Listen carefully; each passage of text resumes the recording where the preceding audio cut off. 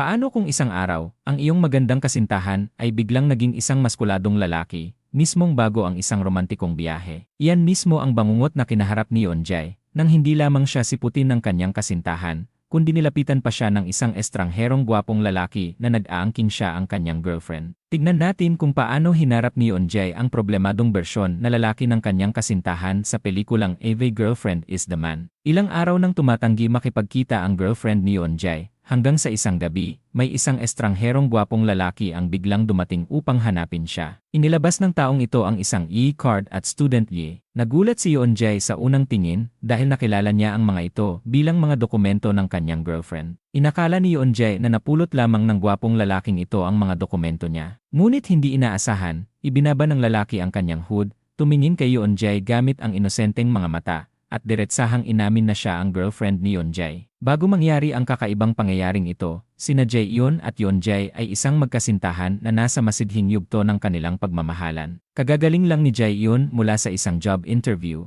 at dahil naka-high heels siya, sumasakit ang kanyang mga paa. Maingat na ipinagpalit ni Yonjay ang tsinelas na dala niya para sa kanya. Masayang sumandal si Jaehyun sa mga bisig ng kanyang boyfriend. Mahal na mahal niya ang mabait na kasintahang nasa harapan niya. Nag-aaral si Yonjay ng astronomy. Labis niyang mahal ang kalawakan at kabisado niya ang mga kaalamang astronomikal. Nagplano siya ng hiking trip kasama ang kanyang girlfriend. Gumawa pa siya ng napakadetalyadong sulat kamay na travel itinerary. Sa loob nito, sinadya niyang iwanang walang laman ang oras pagkatapos. Ipinahayag pa niya na sa darating na mahabang gabi, nais niyang pumitas ng mga bituin sa langit kasama ang kanyang girlfriend. Nang ihatid niya si Jaehyun pauwi sa gabi, naghalikan sila ng buong damdamin sa harap mismo ng pintuan. Kahit palagi silang naistorbo ng kapatid ni Jaehyun, para sa isang magkasintahang lubos ang pagmamahal, bawat sandali nilang magkasama ay napakatamis. Nang malaman ni Yuri na maglalakbay si Jaehyun kasama ang kanyang boyfriend, direkta niyang ibinigay kay Jaehyun ang isang protection box. Pinaalalahanan niya si Jaehyun na marunong mag-ingat at gumamit ng mga safety measures. Naalala ni Jaehyun ang pahiwatig ng kanyang boyfriend tungkol sa pagpitas ng mga bituin. Namula siya sa hiya at inilagay ang kahon sa kanyang bag ng gabing iyon, tinawagan ni Jaehyun ang kanyang kasintahan. Pagkababa niya, nakita niya ang kanyang boyfriend na nagmamaneho ng isang napakagandang pulang sports car. Ipinaliwanag ni Yonjay na hiniram niya ito mula sa media. Ang may-ari ng coffee shop kung saan part-time nagtatrabaho si Yonjay ang nagpahiram nito, kaya nakilala niya ang maganda at masiglang may-ari. Gabi bago ang biyahe, muli silang naghalikan ng masidhi sa harap ng bahay. Noong gabing iyon, naghanda si Yonjay ng isang kwintas na hugis bituin. Balak niya itong ibigay sa kanyang girlfriend. Para sa nalalapit na biyahe, naglagay din si Jaehyun ng skin mask at natulog ng maaga upang mapanatili ang kanyang ganda. Kinabukasan sa hapagkainan, paulit-ulit na nilalagyan ng karne ng mga magulang at kapatid ni Jaehyun ang mangkok ni Yonjay. Pinapaalalahanan nila siya na kumain ng marami upang magkaroon ng lakas. Nataranta si Yonjay at ipinaliwanag na hindi niya kailangan ng lakas. Iginiit niya na simpleng biyahe lamang iyon at wala siyang balak na gumawa ng ganoon. Habang nagsasalita, aksidenteng nahulog at nabasag ang baso sa mesa. Sa sandaling iyon, biglang nakaramdam si Yonjay ng kakaibang kaba. Nagising si Jaehyun ng medyo hilo. Pumasok siya sa banyo at tinanggal ang mask, ngunit nang tumingin siya sa salamin, siya ay natulala.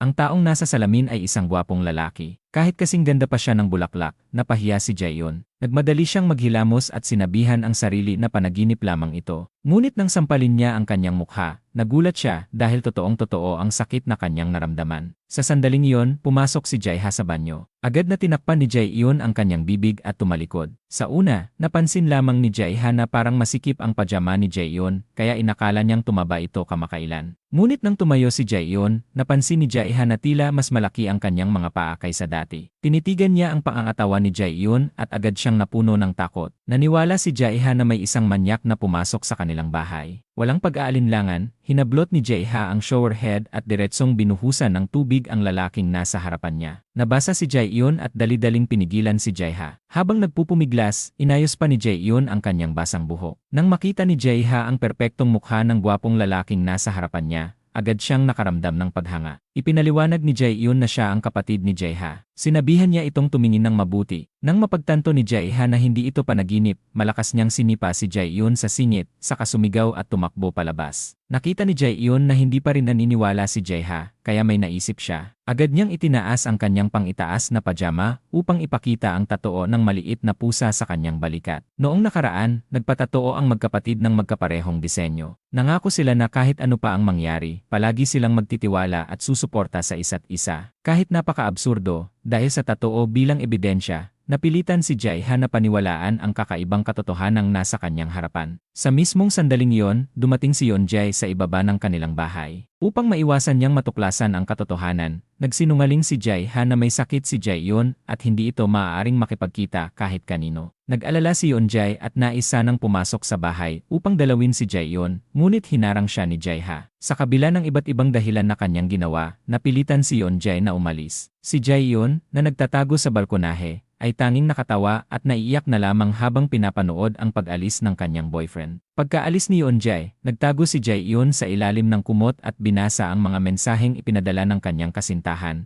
kabilang ang isang video. Dapat sana ay araw iyon ng kanilang paglalakbay, ngunit ngayon ay napapanood na lamang niya ang meteor shower sa screen ng kanyang cellphone. Napaiyak si Jae-yoon habang gumugulong sa kama. Tinitigan niya ang maayos na nakaimpekeng maleta, ngunit hindi siya makaalis. Tuloy-tuloy ang kanyang pag-iyak habang si Yeonjae ay walang kaalam-alam sa lahat ng nangyayari. Araw-araw, nagdadala si Yeonjae ng pagkain at sariwang bulaklak sa pintuan ng kanyang girlfriend. Sa bawat pagkakataon, si Jae-ha ang lumalabas upang tumanggap ng mga yon. Nang masaksihan ang debosyon ni Yeonjae, pinaalalahanan ni Jae-ha si Jae-yoon na pumili sa dalawa, alinman sa magsabi ng totoo o tuluyang makipaghiwalay. Matapos ang maikling pag-aalinlangan, binuksan ni Jae-yoon ang maleta. Pinunasan niya ang kanyang mga luha at nagpasya na harapin ang magulong realidad na ito. Sa isang gabing umuulan, pumunta si Jae-yoon sa coffee shop kung saan part-time nagtatrabaho ang kanyang boyfriend. Tinipon niya ang lahat ng kanyang lakas ng loob at inilatag ang kanyang e-card at student ID. Direkta niyang inamin na siya si Jae-yoon. Upang patunayan ang kanyang pagkakakilanlan, nagdala pa siya ng mga litrato, bankbook, at iba't ibang dokumento. Ipinaliwanag niya na bukod sa pagiging lalaki niya ngayon, wala nang ibang nagbago sa kanya. Hindi pa rin makapaniwala si Yeonjae. Inakala niyang sumasali lamang ang kanyang girlfriend sa isang prank show. Kaya napilitan si Jae-yoon na isa-isahin ang lahat ng detalye ng kanilang relasyon. Mula sa araw na nagsimula ang kanilang pagmamahalan hanggang sa unang bulaklak na ibinigay sa kanya ng kanyang boyfriend.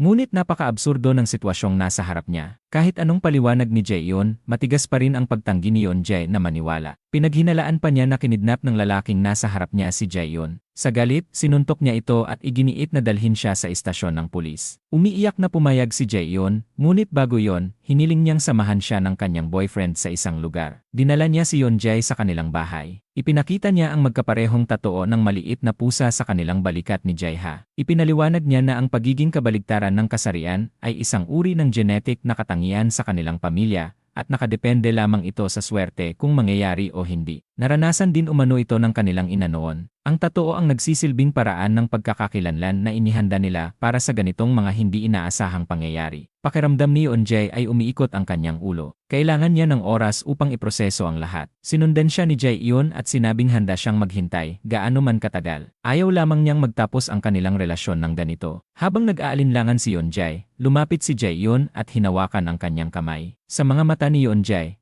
tila nagsanib ang imahe ng gwapong lalaking nasa harap niya at ang alaala ng kanyang girlfriend. Sa madilim na gabi, naglakad-lakad si Yeonjae sa kalsada. Naalala niya ang kanilang unang pagkikita sa isang university exchange session. Sa unang sandali pa lamang na makita niya si Jae-yoon, nahulog na siya agad dito. Habang nag-uusat sila noon, may isa pang babae ang lumapit at nagpakilalang Jae-yoon. Doon niya napagtanto na nagkamali siya ng akala. Nagkataon lamang na pareho ang pangalan ng dalawang babae. Agad siyang humingi ng paumanhin at umalis, ngunit hinabol siya ni Jae-yoon at hinawakan ang kanyang kamay. Mula sa unang pagkikitang iyon, bawat segundo at minuto na kasama niya si Jae-yoon ay naging isang himala para kay Yeonjae. Sa mga araw ng kanilang pagmamahalan, madalas niyang ikwento kay Jae-yoon ang mga mahiwaga at romantikong kaalaman tungkol sa kalawakan. Sa isang pagkakataon, bigla siyang hinalikan ni Jae-yoon at tumugon din siya ng isang masidhing halik. Ngayon, tinitigan ni Yeonjae ang hagdan kung saan sila unang naghalikan at nakaramdam siya ng lungkot. Hindi niya alam kung ang kakaibang pangyayaring ito ay isa rin bang himala na kanilang mararanasan. Kinabukasan, nakatanggap si Yeonjae ng tawag mula kay Jae-yoon. Hiniling nitong turuan siya kung paano mag-ahit. Noong una, balak lamang ni Yeonjae na iwan ang razor set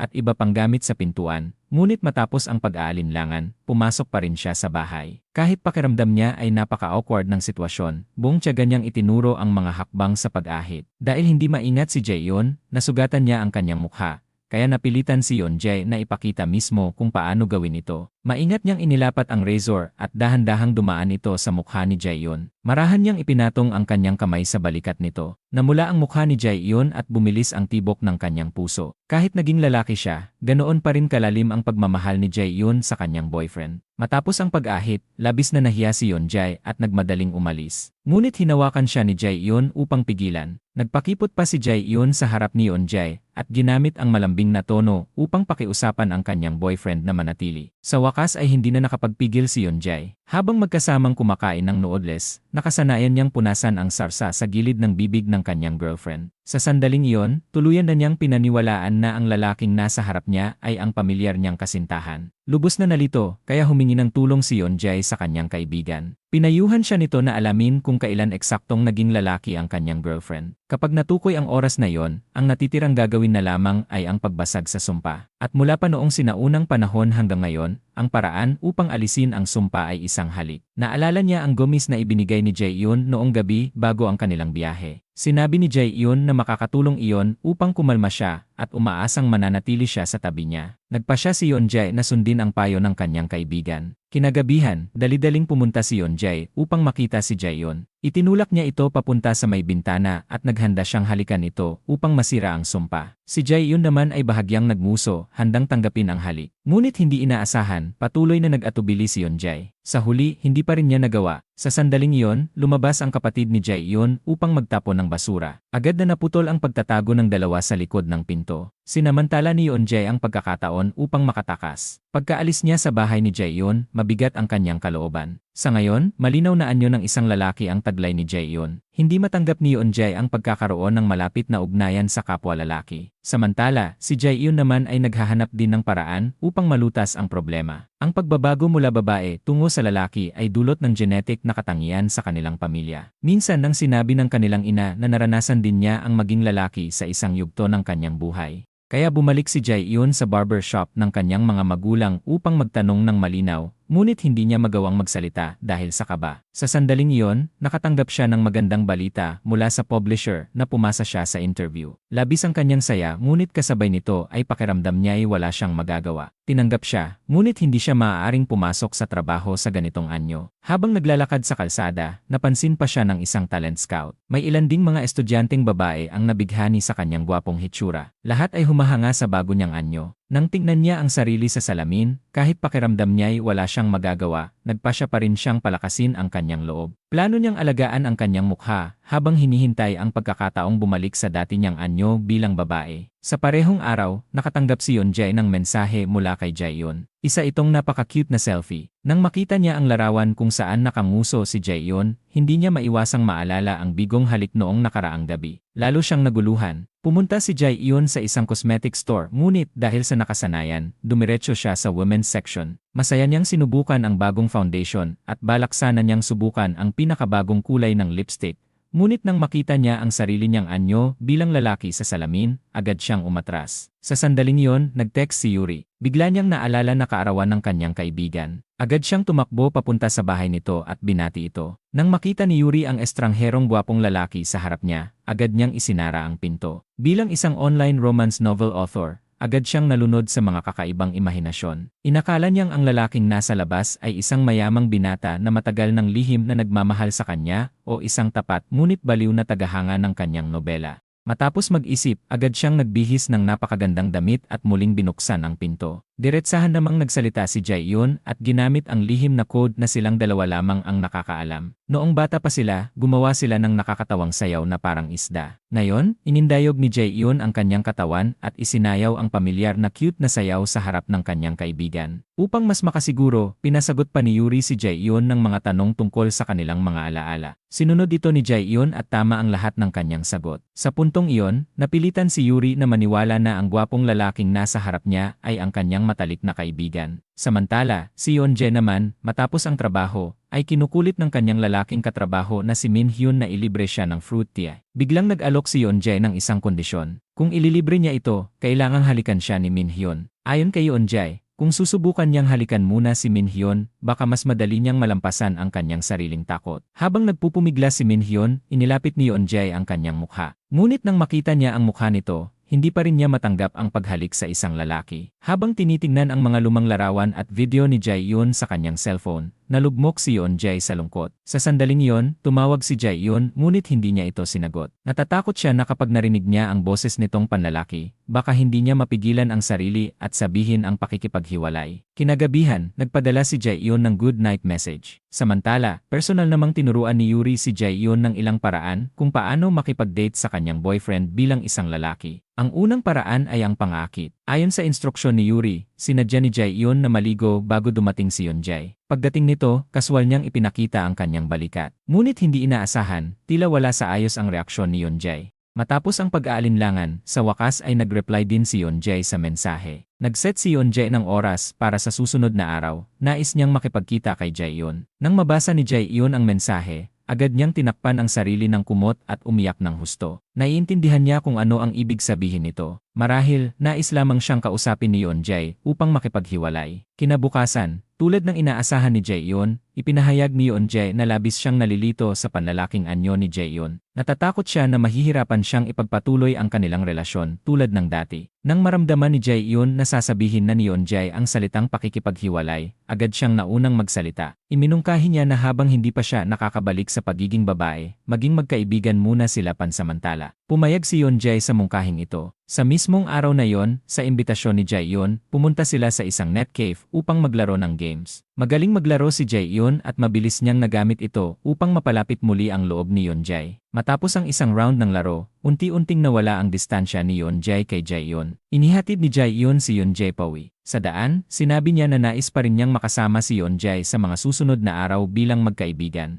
Dahil sa kanyang magaan na pananalita, unti-unting bumaba ang depensa ni Yeon-jae. Sa isang sandali, pakiramdam niya ay bumalik ang dating Jae-yoon, ang malambing at mapagmahal niyang girlfriend. Inilabas ni Yeon-jae ang electric shower na binili niya para kay Jae-yoon. Ito ang espesyal niyang regalo para sa kanya. Itinuring ito ni Jae-yoon na parang kayamanan at mahigpit na niyakap sa kanyang dibdib. Sa sandaling iyon, dumating ang kapatid ni Yeon-jae na si Yeon-hee na nag-aaral sa high school. Nakita niya ang gwapong si Jae-yoon at agad siyang nabighani. Nagmadaling magsinungaling si Yeon-jae na kaibigan lamang niya si Jae-yoon. Kinagabihan, biglang pumasok si Yeon-hee sa kwarto ni Yeon-jae. Pinilit niya itong sagutin ang isang-isang daan question survey tungkol kay Jae-yoon. Noong una ay tumanggi si Yeon-jae at mariing sinabi na hindi maaaring magkatuluyan sina Yeon-hee at Jae-yoon. Ngunit ginamit ni Yeon-hee ang kahinaan ni Yeon-jae, isang sensitibong video sa kanyang computer, upang siya ay pilitin. Kaya napilitan siyang pumayag. Ang mga tanong sa survey ay pawang tungkol sa personal na mga hilig, tulad ng paboritong singer o pagkain. Upang makumpleto ito, dinala ni Yeon-jae ang questionnaire kay Jae-yoon. Masunurin itong sinagutan ni Jae-yoon. Isa sa mga tanong ay kung darating ang katapusan ng mundo bukas, ano ang pinakagusto niyang gawin. Pinaka-curious si Yeon-jae sa sagot na ito dahil hindi siya sigurado kung pareho ito ng kanyang iniisip. Kinagabihan, ibinigay ni Yeon-jae kay Yeon-hee ang questionnaire na kumpleto ng nasagutan. Kasabay nito, pinaalalahanan niya si Yeon-hee na may girlfriend na si Jae-yoon at mahal na mahal nito si Yeon-jae. Kaya mas mabuting kalimutan na niya ang balak niya. Sa katotohanan, kopya lamang ang ibinigay ni Yeon-jae. Ang orihinal ay nanatili sa kanya. Doon niya binasa ang sagot ni Jae-yoon sa tanong tungkol sa katapusan ng mundo. Ang nais nitong gawin ay magtanim ng puno ng mansanas kasama si Yeon-jae. Binigyan ni Yuri si Jae-yoon ng maraming Willa comics at pinayuhan siyang gamitin ang mga iyon bilang reference sa kanyang love life. Tanging paalala lamang niya ay siguraduhing magsuot ng damit si Jae-yoon upang hindi ito magkasakit. Ipinakita rin ni Yuri ang pangalawang paraan. Kailangan ipakita ni Jae-yoon ang pagiging dominante at mapagprotekta ng isang lalaki. Dapat niyang kusang tanggapin ang paggawa ng mga mapanganib na bagay. Agad itong sinubukan ni Jae-yoon sa pamamagitan ng pagkuha ng gawain sa paghiwa ng gulay upang tulungan ang kanyang boyfriend. Ngunit nauwi ito sa pagkakasugat ng kanyang sariling kamay. Sa huli, si Yeon-jae pa rin ang tumulong sa pagbalot ng sugat. Sumunod ay ang eye attack technique. Habang kumakain, paulit-ulit na kumikindat si Jae-yoon kay Yeon-jae. Ngunit sa halip, inakala lamang ni Yeon-jae na may problema sa mata si Jae-yoon. Matapos mabigo ang lahat ng paraan ng pang-akit, napilitan si Jae-yoon na gamitin ang huling hakbang. Ayon sa turo ni Yuri, inaya niya si Yeon-jae na manatili sa bahay ngayong gabi. Ipinahiwatig pa niya na wala si Jae-ha sa bahay. Ngunit hindi inaasahan, tumanggi lamang si Yeon-jae ng diretsyo. Labis na nadismaya si Jae-yoon sa kanyang ginawa. Ngunit hindi niya alam na ang kakaiba niyang mga kilos ay lihim na nagpasaya kay Yeon-jae. Kinabukasan, niyaya ni Min-hyun si Yeon-jae sa isang blind date, ngunit tumanggi ito. Nang makita ni Min Hyun na lilipat siya ng target kay Jaehyun, agad na tumanggi si Jaehyun matapos makakita ng senyas mula kay Yeonjae. Dahil dito, napilitan si Min Hyun na bumalik kay Yeonjae. Ngunit sinabi ni Min Hyun na may isang babae sa kanilang kadate na kamukha ni Jaemin, ang paboritong actress ni Yeonjae. Alam ni Jaehyun na labis na hinahangaan ni Yeonjae ang actress na ito, kaya biglang nagselos siya. Dahil dito, nagbago ng isip si Jaehyun at pumayag na sumama sa blind date kasama si Min Hyun. Sa harap ng sitwasyon, tila kalmado si Yeonjae habang nagbabasa ng libro, ngunit ang kanyang mga paa sa ilalim ng mesa ay nanginginig. Sa gabi, hindi dumating ang kadate ni Min Hyun, kaya napilitan siyang yayain si Jaehyun na uminom na lamang. Nang malaman ito ni Yeonjae, halos mabaliw siya sa kakaisip ng kung ano-anong maaaring mangyari sa dalawa. Ngunit sa katotohanan, pumunta lamang sila sa isang kainan ng beef tripe. Samantala, pumunta si Jaehyun sa banyo. Hindi inaasahan, dahil sa nakasanayan, pumasok siya sa female toilet at agad na pinalabas. Nang makita niya ang male toilet sa harap at maalala ang kanyang kasalukuyang kasarian, nalungkot si Jaehyun at tuloy-tuloy na lamang sa pag-inom. Hindi nagtagal, nakatanggap ng tawag si Yeonjae at nalaman niyang lasing si Jaehyun. Agad siyang nagmadaling pumunta roon nang walang sinasabi. Pagdating niya, nakita niya si Min Hyun na walang suot na pang-itaas at muntik na niya itong sugurin. Ngunit nang makita niyang maayos at mahimbing na natutulog si Jaehyun sa bahay ni Min Hyun, saka siya kumalma. Gabi ring iyon, natulog si Yeonjae sa bahay ni Min Hyun. Ibinunyag ni Min Hyun na habang lasing, paulit-ulit na binabanggit ni Jaehyun ang pangalan ni Yeonjae. Lumapit si Yeonjae kay Jaehyun at marahang hinaplos ang nakakunot nitong noo. Kinabukasan, nang magising si Yeonjae, napalingon siya at natulala. Ang katabi niyang si Jaehyun ay bumalik na sa kanyang dating anyo bilang babae. Natuwa at natakot si Yeonjae ng sabay. Upang hindi sila makita ng iba, agad niyang binuhat si Jaehyun kasama ang kumot palabas. Nang mapagtanto ni Jaehyun na bumalik na siya sa kanyang tunay na kasarian, labis ang kanyang tuwa. Halos buong araw siyang gustong mag-video call sa kanyang boyfriend. Pareho nilang nais na manatiling magkasama at hindi magkalayo. Kinabukasan, paggising ni Jaehyun at makita pa rin ang dati niyang mukha, nakahinga siya ng maluwag. Mukhang natapos na ang sumpang pagbabagong anyo. Habang naliligo, upang makasiguro, muli siyang nag-video call sa kanyang boyfriend. Agad siyang kumuha ng isang cute na larawan at ipinadala kay Yeonjae. Masayang hinalikan ni Yeonjae ang larawan at hindi na niya pinansin ang sasakyang dumaan na nagwisik ng tubig sa kanya. Para kay Yeonjae, ang pagbabalik ng kanyang minamahal na girlfriend ay isang napakalaking kaligayahan. Dumating ang mga magulang ni Jaehyun upang maglinis ng bahay ng magkapatid. Hindi inaasahan, nakakita sila ng isang peres ng panlalaking underwear. Agad nilang tinanong ang dalawang magkapatid kung sino ang lalaking may lakas ng loob na mangakit sa kanilang anak. Balak sanang sabihin ni Jaeha ang totoo, ngunit pinigilan siya ni Jaehyun. Napilitan siyang magsinungaling na ang underwear ay pag-aari ng kanyang boyfriend. Dahil dito, nakaiwas sa problema ang magkapatid. Pagkaalis ng kanilang mga magulang, tinanong ni Jaeha si Jaehyun kung bakit hindi na lamang niya inamin ang lihim. Tutal ay bumalik na siya sa pagiging babae. Naalala ni Jaehyun ang nakaraan kung saan nakita niya ang kanyang ina na umiiyak dahil sa parehong sitwasyon. Ayaw ng kanilang ina na maranasan ng kanyang mga anak ang naranasan niya noon. Upang hindi na muling umiyak ang kanilang ina, pinili ni Jaehyun na itago ang katotohanan. Para sa kanya, tapos na rin naman ang lahat at ayaw na niyang masaktan pa ang kanyang mga magulang dahil sa lumang kwento. Kinabukasan, nakatanggap si Yeonjae ng mensahe mula kay Jaehyun tungkol sa almusal. Magbabasag na sana siya ng itlog, ngunit bahagya siyang nag-alala kung magiging double yolk ito. Noong nakaraan, bago siya naging lalaki, unang beses niyang nakakita ng double yolk egg. Naisip ni Yeonjae na baka may kinalaman ito sa pagbabagong anyo ni Jaehyun. Halos mabaliw siya sa pag-aalala na baka mangyari muli ang trahedya. Upang maiwasan ito, hindi na niya inisip ang trabaho at agad na bumili ng maraming pagkain habang papunta sa bahay ni Jaehyun. Tinawagan niya si Jaehyun at mahigpit na pinagbawalan itong basagin ang itlog. Pagkatapos bumili ng almusal, halos lumipad siya sa bilis papunta sa bahay ni Jaehyun. Naunawaan ni Jaehyun ang pag-aalala ng kanyang boyfriend at nakita rin niya kung gaano ito ka-sweet. Dahil sa damdaming iyon, pareho silang naghangad na maghalikan. Ngunit biglang naalala ni Yeonjae ang awkward na halik noong lalaki pa si Jaehyun. Matapos ang ilang sandali ng hiya, kusang hinalikan ni Yeonjae si Jaehyun. Labis niyang minahal ang pagbabalik ng kanyang girlfriend sa dati nitong anyo. Kinagabihan, itinabi ni Jaehyun ang shaver na ginamit niya noong siya ay lalaki. Samantala, itinago naman ni Yeonjae ang set ng 100 tanong at sagot. Tungkol sa panlalaking anyo ni Jaehyun, nagpaalam silang dalawa ng good night, na walang kaalam-alam kung ano ang haharapin nila kinabukasan. Kinabukasan, pumasok si Jae-yoon sa paaralan at nakita si Yeonjae. Hindi inaasahan, nadatnan niya itong nilalapitan ng isang babae. Ang babaeng iyon ay isang maganda at kaakit-akit na estudyante na si Minju, ang junior ni Yeonjae. Sinikap ni Minju na magpakitang gilas at mapalapit kay Yeonjae. Nang makita ito ni Jae-yoon, agad siyang lumapit at hinawakan ang kamay ni Yeonjae upang ipakita na siya ang may karapatan dito. Ngunit tuso si Minju. Kahit nasa harap si Jae-yoon, patuloy pa rin siyang umakto na parang walang nangyayari. Inabot pa ni Minju ang pisngi ni Yeonjae at kinurot ito, sabay sabing siya ang nagmamay-ari kay Yeonjae. Ipinagyabang niyang alam ng lahat na si Yeonjae ay kanya lamang. Inimbitahan pa niya si Yeonjae sa kanyang welcome party sa isang bar. Habang nakadikit at pabulong na nagsasalita sa tainga ni Yeonjae, sinadya pa niyang hawakan ang braso nito. Labis na nagalit si Jae-yoon. Umalis siya at pumunta sa bar upang uminom ng beer ng sunod-sunod. Nagmadaling ipaliwanag ni Yeonjae na hindi ganoon ang sitwasyon.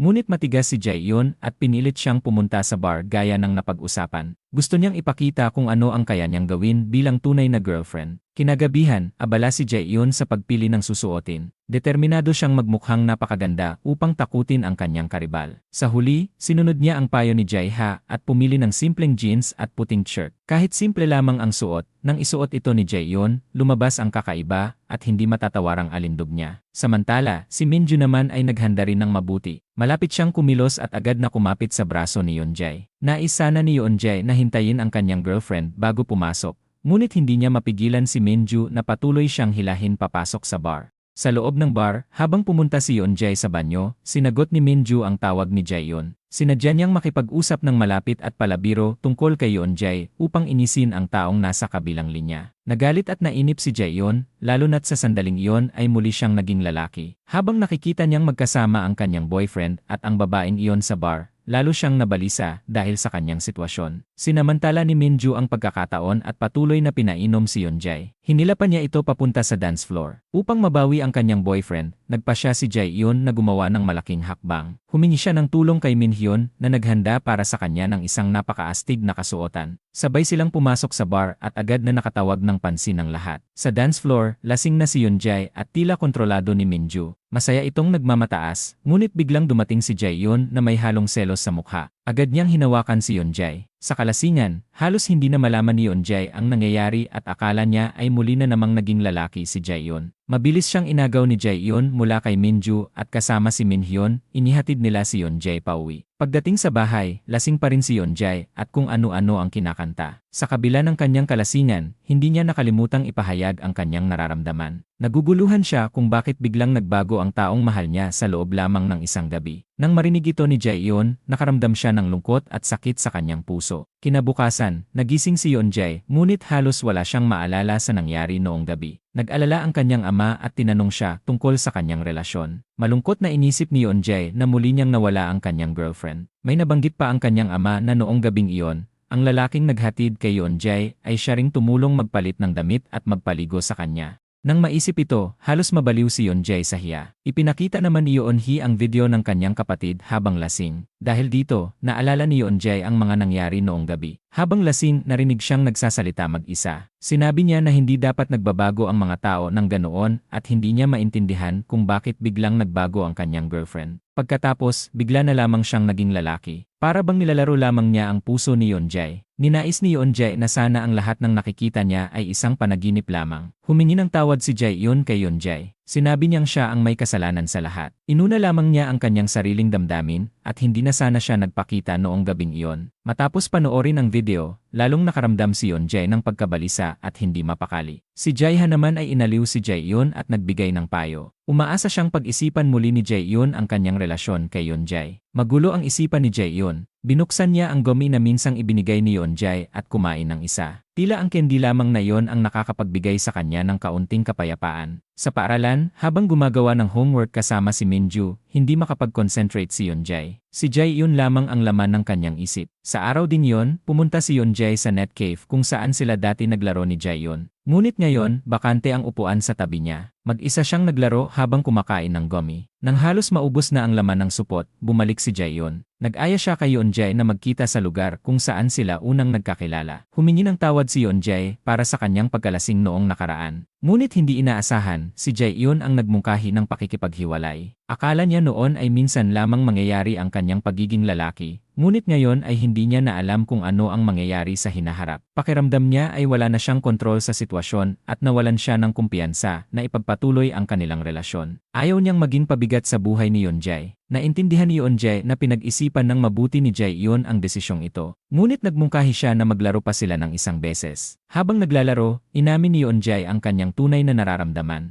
Higit pa sa pagharap sa pagbabagong anyo ni Jaehyun, ang hindi niya kayang tiisin ay ang mawala si Jaehyun sa kanyang buhay. Kaya nais niyang manatili muna ang kanilang relasyon sa kasalukuyang kalagayan. Para kay Yeonjae, kung wala si Jaehyun, magiging walang laman at nakakapagod ang kanyang buhay. Habang lalo silang nagiging magkasundo sa paglalaro, tahimik na pumayag si Jaehyun sa mungkahi ni Yeonjae. Sa ngayon, mananatili muna ang lahat sa dati. Wala namang nakakaalam kung ano ang mangyayari bukas. Matapos ang laro, nagpasya sina Jaehyun at Yeonjae na ipagpatuloy ang kanilang relasyon sa kasalukuyang paraan. Habang inihahatid siya pauwi, binigyan ni Yeonjae si Jaehyun ng bagong uri ng gummy. Naalala niya ang sinabi ni Jaehyun na ang pagkain ng gummy ay nagbibigay ng lakas ng loob. At sa mundong ito, wala nang mas nangangailangan ng tapang kundi ang magmahal ng isang tao. Habang nag-iisa, kumain si Jaehyun ng gummy na ibinigay ni Yeonjae. At unti-unting bumalik ang kanyang tapang. Ngunit hindi inaasahan, may naisip na plano si Jaeha. Pinilit niya si Jaehyun na magpanggap bilang kanyang boyfriend at sabay silang umuwi. Napatawa at napaiyak na lamang si Jaehyun sa sitwasyon. Ngayon, hindi lamang siya kailangang magpanggap bilang boyfriend ni Jaeha, kundi kailangan din niyang gampanan ang papel ng magiging manugang ng kanilang mga magulang. Pagdating sa bahay, sinubukan ni Jaehyun na umasta na parang hindi pamilyar sa lahat ng bagay sa loob. Ngunit kabaligtaran ang ginawa ng kanyang mga magulang. Habang kumakain, paulit-ulit nilang binabanggit ang kanilang bunsong anak na si Jaehyun at sinasabing ang magiging manugang nila ay magiging bayaw ni Jaehyun. Nang marinig ang salitang bayaw, hindi napigilan ni Jaehyun na mailuwa ang kanyang kanin. Pagkatapos kumain, sinenyasa ni Jaeha si Jaehyun na umamin na sa kanilang mga magulang, ngunit hindi niya alam kung paano magsisimula. Sa sandaling iyon, umakyat ang ina ni Jaehyun upang kumuha ng baso at muntik nang mahulog. Sa tamang oras, mabilis na sinalo siya ni Jaehyun. Sa kanyang pagkabigla, napagsalita si Jaehyun sa boses ng isang anak. Pinagalitan niya ang kanyang ina dahil sa paglalagay ng baso sa mataas na lugar at sinisi rin ang kanyang ama sa hindi pagpapalit ng lumang upuan. Dahil dito, natuklasan ng kanyang mga magulang ang lihim ng kanyang pagbabagong anyo. Matapos ang ilang sandali ng katahimikan, mahinahong kinausap ng kanyang ina si Jaehyun. Nag-aalala siya na baka natakot ang kanyang anak sa nangyari. Inaliw din siya ng kanyang ama at sinabing bukod sa kanilang dalawang mahal na anak na babae, matagal na rin niyang nais magkaroon ng anak na lalaki. Dahil sa pag-unawa at pagmamahal ng kanyang mga magulang, nawala ang takot at pangamba sa puso ni Jaehyun. Nang gabing iyon, tumawag si Jaehyun kay Yeonjae. Nasa paaralan si Yeonjae at naghahanda para sa isang mahalagang presentation. Nakaramdam ng inggit si Jaehyun dahil gusto rin niyang makapasok sa paaralan. Sinubukan siyang palakasin ni Yeonjae sa sarili niyang paraan. Sinabi niya na kapag napapagod siya, iniisip niya si Jaehyun at umaasa rin siyang siya ang pipiliin ni Jaehyun sa tuwing nahihirapan ito. Napangiti si Jaehyun at nais sana niyang ibahagi ang ganda ng buwan noong gabing iyon. Ngunit sa kabilang linya, hinila si Yeonjae ni Minju, ang babaeng puno ng plano. Kinabukasan, si Jaehyun at ang kaibigan niyang si Min Hyung ay nagplano na bumisita sa bahay ni Yeonjae. Bago sila dumating, pinaalalahanan siya ni Yuri na alisin ang lahat ng gamit na pambabae sa bahay. Nagmamadaling naglinis si Jaehyun. Suot ang maliit na hair clip at apron, itinago niya ang lahat ng gamit na pambabae, pati na ang mga litrato nila ni Yeonjae. Pagkatapos, sinadya niyang ilagay ang mga gamit na panlalaki sa buong bahay. Makalipas ang ilang sandali, dumating sina Yeonjae at Min Hyung. Nang makita ni Yeonjae na niyakap ni Min Hyung si Jaehyun, agad niya itong itinulak palayo dahil sa selos. Dahan-dahan niyang tinanggal ang hair clip sa ulo ni Jaehyun. Nang mapansin niya ang litrato nilang dalawa sa ref, mabilis itong itinago ni Jaehyun. Ngunit lalo pang nagselos si Yeonjae nang makita ang mga magazine na puno ng mga lalaking may maskuladong katawan. Sa kabila nito, si Jaehyun ay nanatiling katulad ng dati, suot ang apron at tahimik na naghahanda ng pagkain. Naalala ni Yeonjae ang dating Jaehyun, maalaga, masipag maglinis, at kahit hindi marunong magluto ay pilit pa ring gumagawa para sa iba. Habang kumakain, pabirong pinuri ni Min Hyung si Jaehyun at sinabing ito ang ideal type niya. Agad namang sumagot si Yeonjae at pinagsabihan siya na mag-ingat sa kanyang mga salita. Habang nag-uusap, hindi maiwasan ni Jaehyun na ipakita ang lambing at pagmamahal na natutunan niya mula kay Yeonjae. Halos mabunyag na ang kanilang relasyon, pero buti na lang at dumating si Yuri upang iligtas ang sitwasyon. Agad na niyakap ni Jae-yoon si Yuri, nang hindi napapansin na namumula na ito. Kahit naroon si Yuri, hindi pa rin maiwasan ni Jae-yoon ang pagiging natural niya, tulad ng bigla niyang pagtawag kay Yeon-jae bilang boyfriend, na agad namang tinakpan ni Yuri sa pagsasabing kaibigan lang ang ibig niyang sabihin. Hindi nagtagal, nabanggit pa ni Yuri habang lasing ang tungkol sa blind date ni na Jae-yoon at Yeon-jae. Buti na lang at hindi ito pinansin ni Min-hyung, at sa halip ay lalo pang naging malapit kay Jae-yoon na lalong ikinaselos ni Yeon-jae. Sa isang sandali ng pagkaabala, napindot ni Yeon-jae ang ketchup bottle at natalsikan si Jae-yoon. Pumunta si Jae-yoon sa dressing room upang magpalit at doon siya aksidenteng nakita ni Yuri. Namula si Yuri nang makita ang katawan ni Jae-yoon at bumilis ang tibok ng kanyang puso. Ngunit walang kamalay-malay si Jae-yoon sa nararamdaman ng kanyang kaibigan. Sa halip, nilapitan pa niya si Yuri at tinakpan ang tenga nito. Sa sandaling iyon, dumating si Yeon-jae at napansin na walang suot sa itaas si Jae-yoon. Mabilis itong nagtago sa likod ng kurtina. Napansin ni Yeon-jae ang reaksyon ni Yuri at doon niya napagtanto na may nararamdaman ito para kay Jae-yoon. Pagbalik nila sa mesa, naging kakaiba at awkward ang atmosphere. Mabuti na lang at si Min-hyung ay marunong magpatawa at basagin ang katahimikan. May tumawag kay Min-hyung, isa sa kanyang maraming girlfriend, at doon nila napagtanto na isa siyang tunay na playboy. Dahil dito, binalaan ni Yuri si Jae-yoon na mag-ingat. Pagkatapos ng salusalo, balak sana nilang tawagan ng taxi si Yuri. Ngunit si Yeon-jae, sa kanyang pagiging inosente, ay hindi pa rin lubos na nauunawaan ang intensyon ni Jae-yoon. Sinabi ni Yeon-jae na sa gabing iyon ay doon matutulog si Yuri sa bahay niya. Nang makita niyang magkasama si Jae-yoon at si Yuri, isang lalaki at isang babae sa isang bubong, hindi maiwasan ni Yeon-jae na mag-isip ng kung ano-anong bagay. Na-imagine niya ang mga eksena kung saan nilalandi ni Yuri si Jae-yoon at kalaunan ay bumigay ito. Dahil dito, halos mabaliw siya sa kakaisip. Iniisip niya na baka walang purong pagkakaibigan sa pagitan ng lalaki at babae. Ngunit alam din niyang mali ang iniisip niya, lalo na't hindi naman talaga lalaki si Jae-yoon. Walang ibang intensyon si Jae-yoon, ngunit si Yuri ay unti-unting naapektuhan. Sa loob ng kwarto, walang pakialam si Jae-yoon sa kanyang panlalaking anyo at kumilos pa rin siya na parang dati, parang magkaibigang babae. Umakyat siya sa kama kasama si Yuri, pinayuhan itong huwag nang uminom, at siya pa mismo ang nagtanggal ng salamin nito at nagpatay ng ilaw. Habang papalapit si Jae-yoon, lalong namula si Yuri at bumilis ang tibok ng kanyang puso. Hindi na niya mapigilan ang sarili at nagsimulang tingnan si Jae-yoon bilang isang lalaki. Nang tila magkakaroon na ng tensyon sa pagitan nila, agad na inaya ni Yeon-jae si Jae-yoon na kumain ng mala hotpot upang maibsan ang sitwasyon. Ngunit hindi inaasahan, sumama rin si Minju at kumapit pa sa braso ni Yeon-jae. Sa loob ng restaurant, muling sumiklab ang tahimik na labanan. Nag-agawan sina Jae-yoon at Minju sa pwesto sa tabi ni Yeon-jae. Kahit sa pagkain, nagkumpetensya pa sila sa paglalagay ng chili oil, parang sinusubukan kung sino ang mas kayang tiisin ang anghang. Nang makita ni Yeon-jae na nahihirapan si Jae-yoon sa sobrang anghang, napatulala siya sandali. Para bang ang nakikita niya ay ang dati niyang girlfriend, maganda at cute. Sa isip niya, gusto niya itong halikan. Ngunit bigla niyang naalala na ang kaharap niya ngayon ay si Jae-yoon sa anyong lalaki, kaya agad niyang iniwas ang tingin at yumuko na lamang para kumain.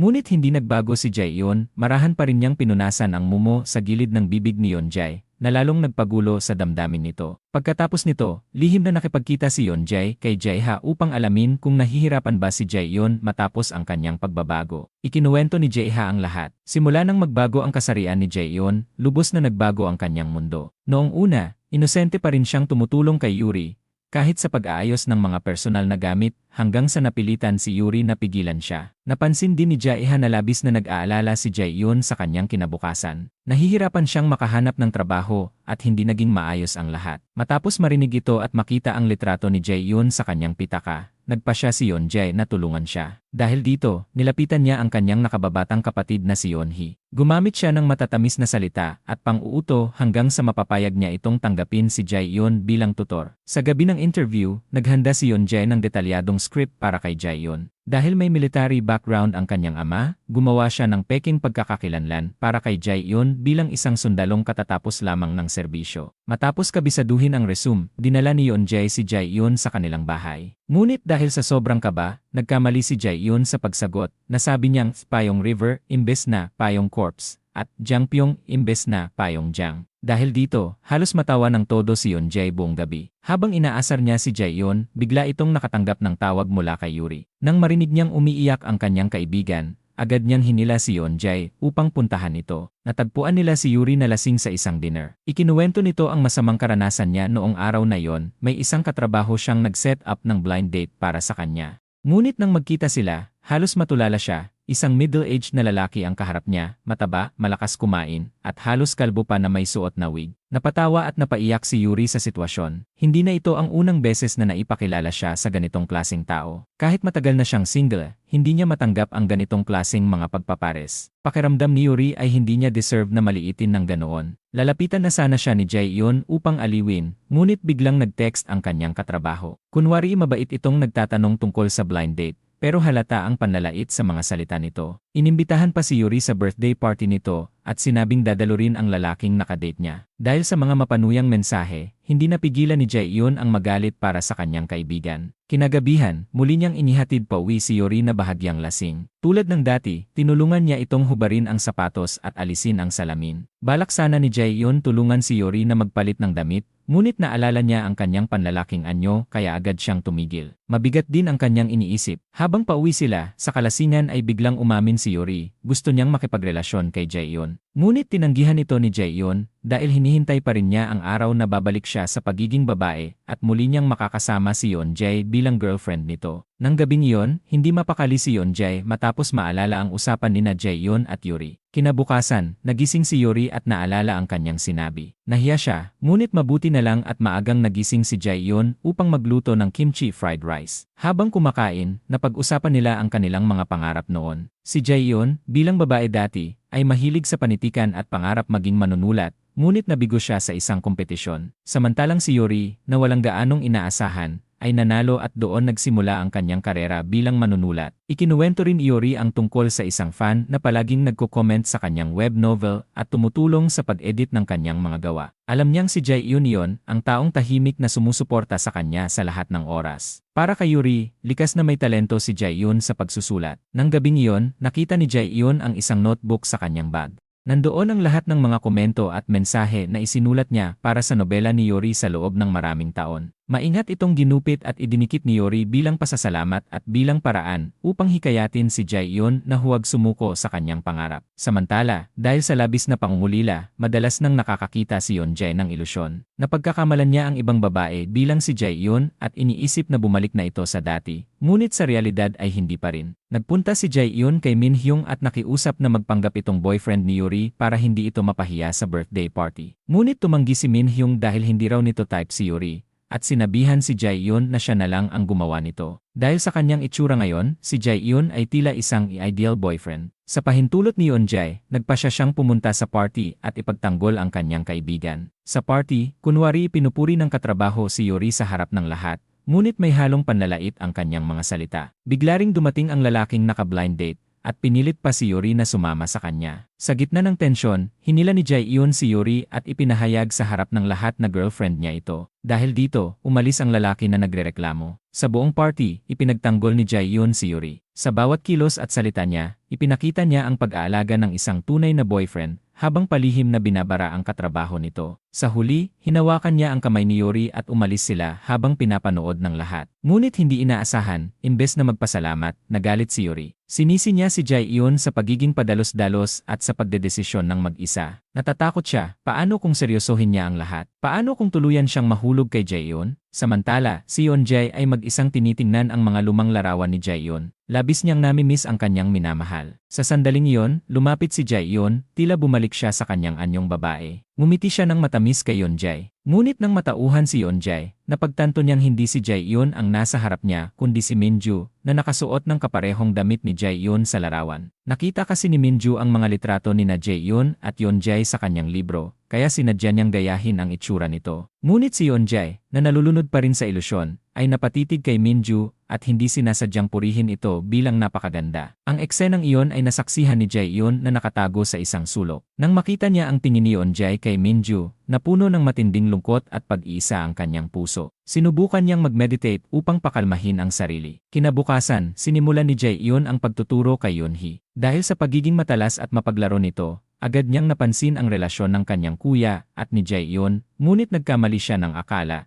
Iniisip niyang may gusto ang kuya niya sa kapwa lalaki. Kinagabihan, nagdala si Jae-yoon ng spicy rice cakes upang makipagkita kay Yuri. Ngunit tahimik lamang si Yuri buong oras. Sinubukan ni Jae-yoon na lambingin ito sa pamamagitan ng marahang pagpisil sa pisngi, ngunit agad siyang pinigilan ni Yuri. Pagkatapos, binigyan siya ni Yuri ng isang kasunduan, nakalista roon ang mga dapat at hindi dapat gawin sa pagitan nila. Kasabay nito, humingi rin siya ng tawad tungkol sa kanilang pagtatalo noong nakaraang gabi. Sinisikap niyang pigilan ang kanyang nararamdaman para kay Jae-yoon. Samantala, kabaligtaran ang nararamdaman ni Minju. Matapos purihin ni Yeonjae ang kanyang kagandahan, mas lalo siyang naging masaya. Kinabukasan, muli niyang nilapitan si Yeonjae, ngunit muling nilinaw ni Yeonjae na may girlfriend siya. Hindi pa rin sumuko si Minju. Ipinakita pa niya kay Yeonjae ang isang post sa school forum, mga cool na larawan ni Jae-yoon sa bar, na umani ng napakaraming paghanga. Sa loob lamang ng ilang oras, naging usap-usapan si Jae-yoon bilang isa sa mga pinakagwapong lalaki sa nightlife scene. Dahil dito, nag-alala si Yeonjae. Natatakot siyang maagaw si Jae-yoon ng iba dahil sa kanyang kakaibang karisma. Pinuntahan niya si Jae-yoon upang alamin ang reaksyon nito sa biglaang kasikatan. Ngunit tila hindi ito gaanong apektado at naniniwalang lilipas din ang atensyon ng mga tao. Tinanong din ni Yeonjae si Jae-yoon tungkol sa nangyari noong nakaraang gabi, ngunit hindi niya nabanggit ang tungkol kay Minju. Nainis si Jae-yoon, ngunit pinili niyang manahimik at patuloy na mag-meditate upang alisin ang gumugulo sa kanyang isip. Kinabukasan, ipinakita ni Jae-ha kay Jae-yoon ang isang viral video tungkol sa kanya. Isang vlogger ang nagpakilala kay Jae-yoon sa misteryosong paraan,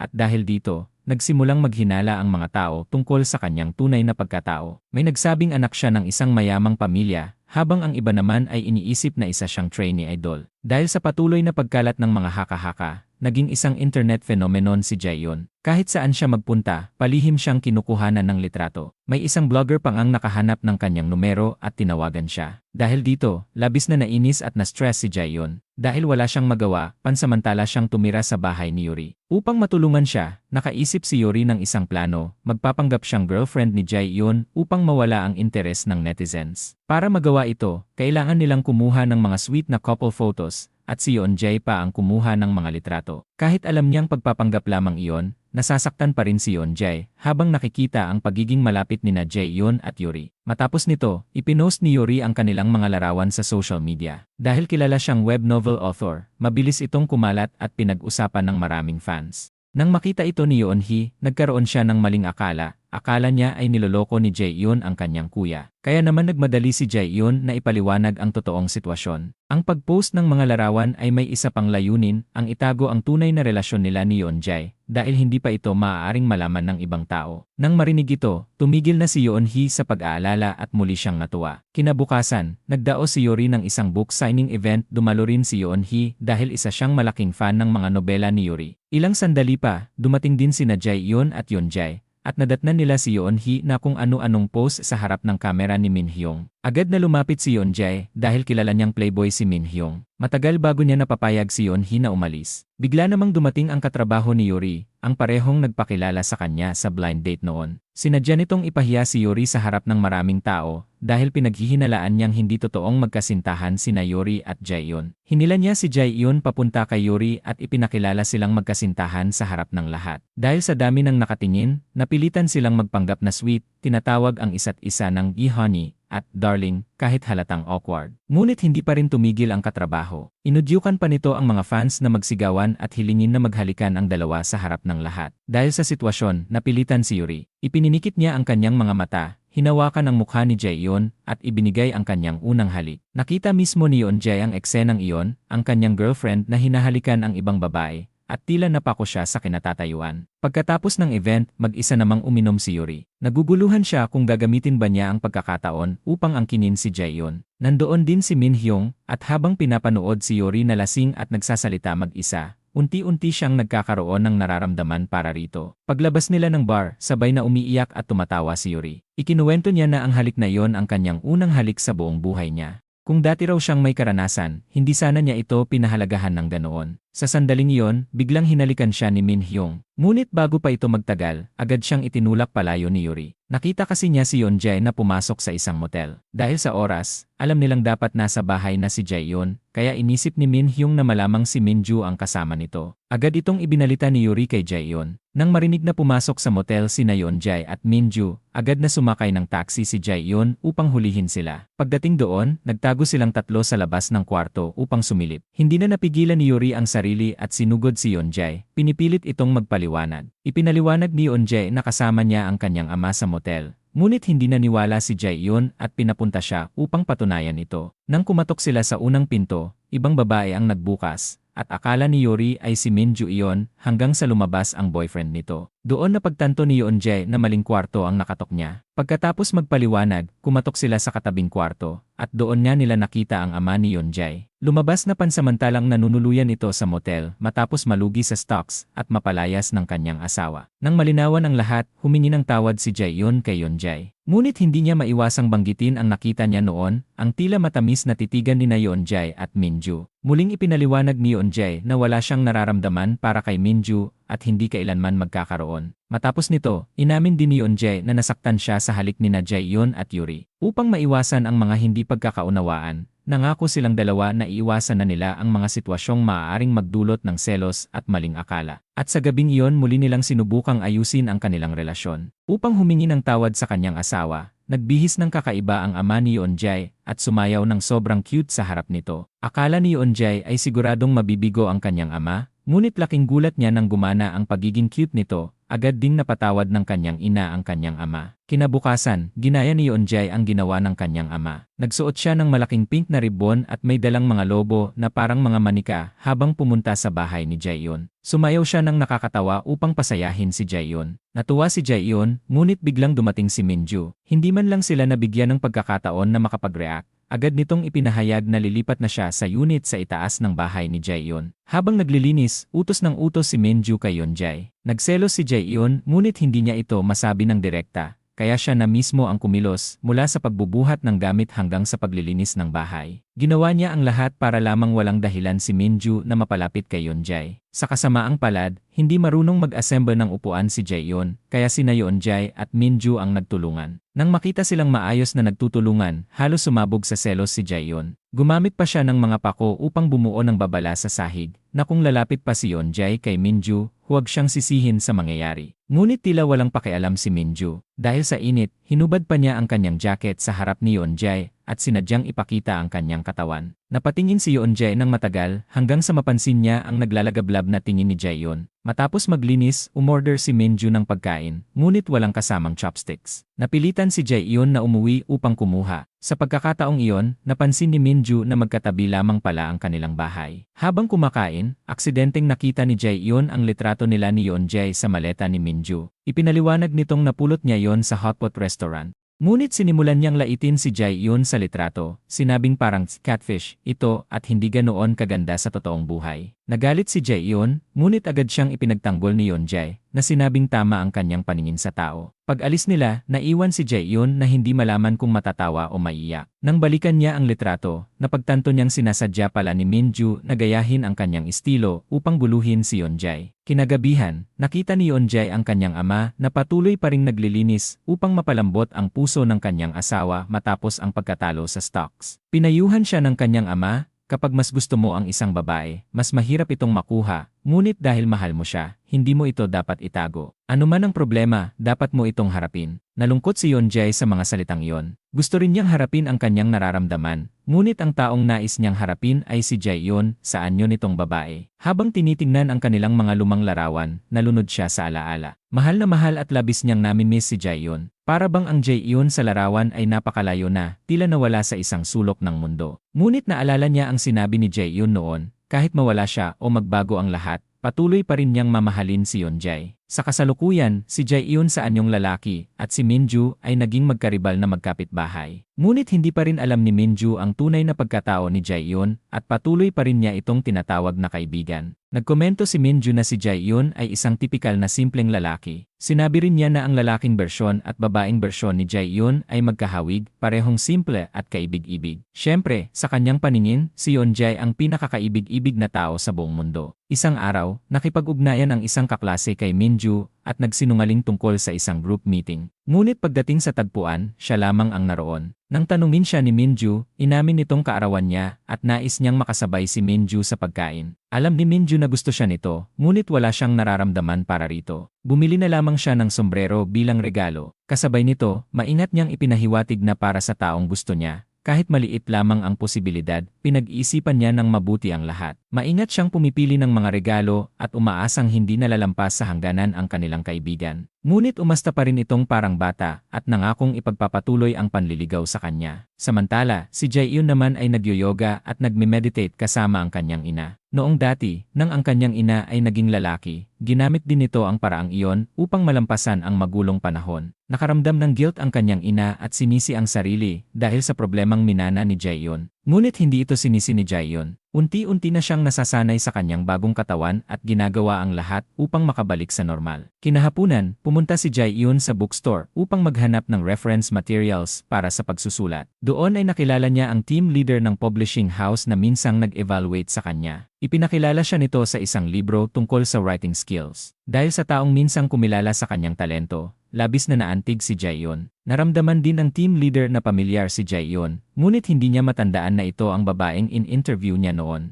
Sa halip, ipinakilala niya si Jae-yoon sa isang web novel writing contest na inorganisa ng publisher at hinikayat siyang sumali. Sa sandaling iyon, nakatanggap si Jae-yoon ng tawag mula kay Minju. Nagtatrabaho ito ng part-time na may suot na historical costume at kulang sa lalaking gaganap bilang asawa, kaya tinawag si Jae-yoon. Dahil sa pera, agad itong pumayag. Sa entablado, nakipag-coordinate si Jae-yoon kay Minju upang gumanap bilang isang mapagmahal na asawa. Ngunit hindi niya maintindihan kung bakit hindi si Yeonjae ang tinawag nito. Ipinaliwanag ni Minju na si Jae-yoon ay mukhang maputi at intelektual, hindi parang model. Gayunpaman, inamin niyang mas gusto pa rin niya ang ganitong klaseng Yeonjae. Nang malaman ni Jae-yoon na kumikita si Minju ng 200,000 won bawat session, agad siyang nakiusap na isama siya sa susunod na trabaho. Pumayag naman si Minju, ngunit eksaktong sandali ring iyon ay nakatanggap siya ng mensahe mula kay Yeonjae at inimbitahan itong pumunta. Nataranta si Jae-yoon dahil ayaw na ayaw niyang makita siya ni Yeonjae sa kanyang anyong naka-historical costume. Nang marinig ni Yeonjae na tumakbo si Jae-yoon, agad niyang naintindihan ang dahilan. Noong babae pa si Jae-yoon, nangako silang magsusuot ng hanbok at gaganap bilang isang dalaga at iskolar sa isang historical drama. Ngunit ngayon, tila naglaho na lamang ang pangarap na yon. Dahil may ikalawang bahagi pa ang performance, napilitan si Minju na hilahin si Yeonjae sa entablado upang pumalit. Sinamantala niya ang pagkakataon upang gumanap bilang asawa nito at hayagang niyakap ang lalaking gusto niya. Nakita ito ni Jae-yoon mula sa gilid at nagselos ng husto. Upang maaliw ang mga manonood,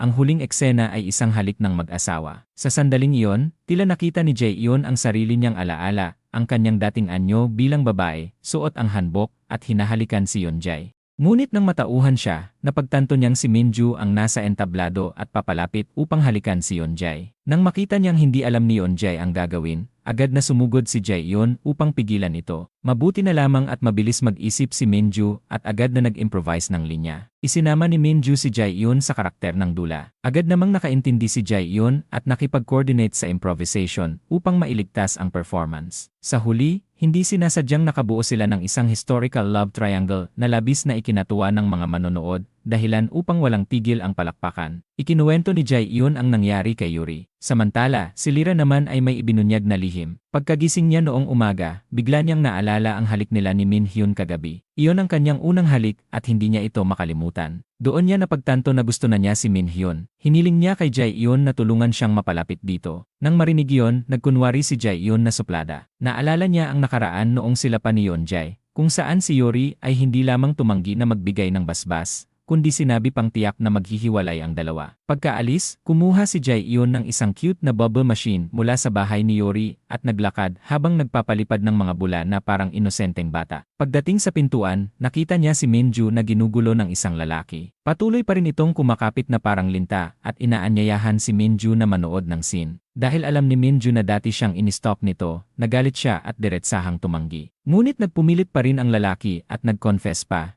Ikinumpara pa ang sarili kay Yeonjae at sinabing mas lamang siya rito sa talino at estado sa buhay. Dahil dito, lalo lamang nainis si Minju at pinagsabihan siyang alamin ang kanyang limitasyon. Ngunit hindi pa rin sumuko ang lalaki at bigla nitong hinawakan si Minju. Habang nagpupumiglas ito at malapit ng sumigaw, biglang dumating si Jae-yoon at hinampas ang lalaki gamit ang hawak niyang stick upang iligtas si Minju. Noong nakaraang araw, nakita rin ni Jae-yoon si Minju na ginugulo ng isang lalaki, kaya agad siyang tumulong. Ginamit pa niya ang bubble gun upang itaboy ang lalaki. Kahit magkaribal sila sa pag-ibig, dahil sa mga nagdaang pangyayari, unti-unting gumanda ang relasyon ni Jae-yoon at Minju. Masayang nilaro ni Minju ang bubble gun ni Jae-yoon at inanyayahan pa siyang kumain ng beer at fried chicken. Sa oras na yon, dumating ang kapatid ni Jae-yoon na si Jae-ha at muntik nang matawag si Minju sa palayaw nitong neighbor vixen na lihim na ibinigay ni Jae-yoon. Agad siyang pinigilan ni Jae-yoon at, upang maiwasan ang pagkalantad, napilitan siyang tanggapin ang imbitasyon ni Minju. Samantala, wala sa bahay ang mga magulang ni Yeonjae at lumabas din ang kanyang kapatid. Sinamantala niya ang pagkakataon at inimbitahan si Jae-yoon sa isang date. Para rito, personal na nagluto si Yeonjae ng isang buong hapag ng western food at lihim pang kinuha ang mahalagang wine ng kanyang ama. Pagdating ni Jae-yoon, gaya ng dati, naging romantiko si Yeonjae. Hinila niya ang upuan para rito at nagbuhos ng wine. Pinuri naman ni Jae-yoon ang kanyang pagluluto at ang inihandang sorpresa. Napansin ni Jae-yoon ang isang larawan sa kwarto ni Yeonjae. Ipinaliwanag nitong ito ay isang observatory sa Hawaii kung saan makikita ang galaxy na 12.8 billion light years ang layo mula sa Earth. Gusto ni Yeonjae na pumunta roon kasama si Jae-yoon. Saglit na nag-alinlangan si Jae-yoon dahil kailangan muna niyang bumalik sa pagiging babae upang makakuha ng passport. Upang baguhin ang usapan, inimbitahan ni Yeonjae si Jae-yoon na manood ng pelikula sa sala. Ngunit hindi inaasahan, biglang umuwi ang kanyang mga magulang. Agad niyang pinatago si Jae-yoon, ngunit napansin ng mga magulang ang nakahandang pagkain at nagtanong kung may bisita. Dahil sa kaba, nagsinungaling si Yeonjae na kumakain siya kasama si Yeonhee. Sa huli, napaniwala rin ang mga magulang. Sinanyasan ni Yeonjae si Jae-yoon na umalis na, ngunit biglang lumabas ang kanyang ina. Dahil sa kagipitan, napilitan si Jae-yoon na magpanggap bilang tutor ni Yeonhee, at agad naman itong pinaniwalaan ng kanyang ina. Dahil dito, nakaligtas sila sa isang malaking problema. Pag-uwi ni Jae-yoon sa gabi, binuklat niya ang librong binili niya tungkol sa pagsusulat at nagsimulang subukan ang pagsusulat ng web novel. Sa sandaling iyon, kumatok si Minju sa kanilang pinto at nagdala ng mga regalo para kina Jae-yoon at Jae-ha. Ang regalo para kay Jae-yoon ay isang rabbit-shaped na bubble gun. Nagtaka si Jae-yoon kung paano nalaman ni Minju na mahilig siya sa rabbits. Ngunit nang makita ni Jae-yoon ang rabbit hair clip sa kanyang ulo, napagtanto niyang tinuturing siya ng kanyang karibal bilang kaibigan. Dahil dito, labis siyang nakaramdam ng awkwardness. Sa paaralan, seryosong pinag-aralan ni Yeonjae ang mga dokumento tungkol sa Hawaii Observatory. Naalala niya ang mga sinabi niya kay Jae-yoon kahapon, at puno pa rin ng pag-asa ang kanyang puso na makapunta sa lugar na iyon kasama siya. Ngunit biglang dumating si Minju at kumapit sa braso ni Yeonjae. Ipinahayag niyang nais niyang mag-aral sa Hawaii kasama siya. Iminungkahi ni Yeonjae na subukan niyang mag-apply sa isang paaralan doon, ngunit agad itong nagtampo. Sinabi niyang dati na siyang nag-exchange abroad ng isang taon, at pagbalik niya ay naagaw na si Yeonjae ng ibang babae. Kaya ngayon, kahit ano pa ang mangyari, hindi na siya aalis kahit saan. Samantala, pumunta ang lolo ni Jae-yoon sa isang photo studio upang magpa-picture para sa kanyang funeral portrait. Pagkatapos nito, masaya siyang nagtungo sa hair salon ng kanyang anak. Ipinagmalaki pa niya ang bago niyang floral na polo. Ngunit nang makita ng ina ni Jae-yoon ang larawan ng kanyang ama na nakasuot ng pink na damit at may hawak na bulaklak, hindi niya napigilan ang lungkot. Nang wala ng ibang tao, biglang tinawag ng ina ni Jae-yoon ang salitang nanay. Sa pagtugon dito, ang matandang nasa harap niya ay mumiti at lumingon. Doon niya napagtanto na hindi ang kanyang ama ang kaharap niya, kundi ang kanyang ina. Mula nang maging lalaki ito ilang taon na ang nakalipas, hindi na ito nakabalik sa pagiging babae. Nag-aalala ito para kay Jae-yoon at nais niya itong makausap ng personal. Naniniwala siyang ang kanyang pagiging positibo ay makakatulong kay Jae-yoon. Tinanong siya ng ina ni Jae-yoon kung nais pa ba nitong maging babae muli bago siya mamatay. Agad itong sumagot na at araw-araw niya itong iniisip. Hindi inaasahan, narinig ni Jae-yoon ang usapan nilang dalawa. Labis siyang nabigla. Ang lolo na tinawag niya sa loob ng mahigit 20 taon ay ang kanyang lola pala. Sa sandaling iyon, hindi matanggap ni Jae-yoon ang malupit na katotohanan. Nagsimula siyang matakot na baka maging katulad din siya ng kanyang lola, na hindi na makabalik sa kanyang tunay na pagkatao habang buhay. Habang naglalakad sa kalsada, halos hindi na niya kayang tumayo. Tumawag si Yeonjae, ngunit wala siyang lakas ng loob na sagutin ito. Hindi na niya alam kung paano haharapin si Yeonjae at maging ang sarili niya. Kinagabihan, tulala lamang si Jae-yoon sa harap ng kanilang bahay. Dumating si Minju at agad siyang tinulungan papasok. Nais siyang dalhin ni Minju sa ospital, ngunit paulit-ulit lamang itong tumanggi. Habang natutulog, patuloy na tumutulo ang luha ni Jae-yoon. Nang punasan ito ni Minju, hindi niya namalayang mahigpit na niyang hinawakan ang kamay nito. Sa kanyang mga bulong, sinabi niyang ayaw niyang mabuhay ng ganito habang buhay. Hindi man naintindihan ni Minju ang kahulugan ng kanyang mga salita.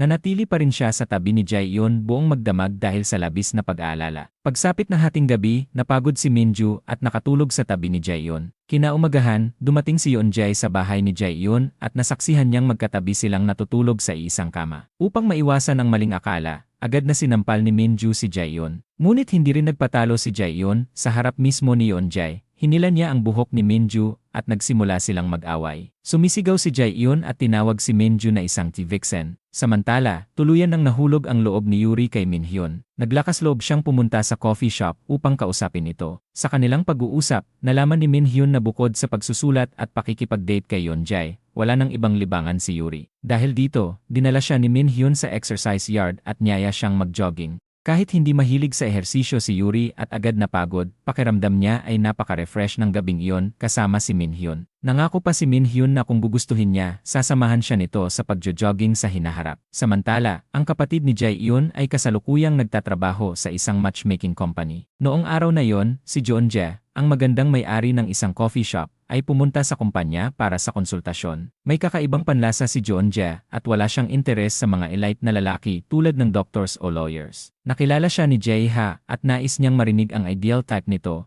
habang nangangako siyang gagawin ang lahat upang matulungan si Jeonjae sa mahalagang bagay na yon. Tapat na ibinahagi ni Jeonjae na mayroon na siyang nagugustuhan at nakilala na rin niya ang mga magulang nito. Kasabay nito, tinanong din niya ang love life ni Jae-ha. Aminadong single si Jae-ha. Ngunit kamakailan lamang ay muli niyang nakilala ang kanyang first love mula pa noong panahon ng paaralan, at ang kanyang puso ay patuloy na bumabalik dito. Nang marinig iyon, bukas palad na sinabi ni Jeonjae na kung magkatuluyan si Jae-ha at ang kanyang first love, handa siyang tumulong sa pag-organize ng kasal at maging sa pag-sponsor ng kanilang honeymoon. Habang nag-uusap ang dalawa, biglang nakatanggap si Jae-ha ng balita na biglang pumanaw ang ama ng kanyang first love. Agad siyang nagpaalam at nagtungo sa lamay. Ngunit hindi niya inaasahan na makalipas ang ilang sandali, darating din si Jeonjae. Sa sandaling nagtagpo ang kanilang mga mata, sabay nilang napagtanto ang isang nakakagulat na katotohanan. Ang lalaking gusto ni Jeonjae ay si Dong-suk, na siya ring first love ni Jae-ha. Sa harap ng awkward na sitwasyon, yumuko si Jae-ha at humingi ng paumanhin. Ipinaliwanag niyang hindi alam ni Dong-suk ang kanyang nararamdaman at ayaw niyang magkaroon ng maling akala si Jeonjae. Hindi rin niya nais na makaapekto ang kanyang damdamin sa relasyon ni na Jeonjae at Dong-suk. Ipinaliwanag naman ni Jeonjae na kahit nakilala na niya ang mga magulang ni Dong-suk,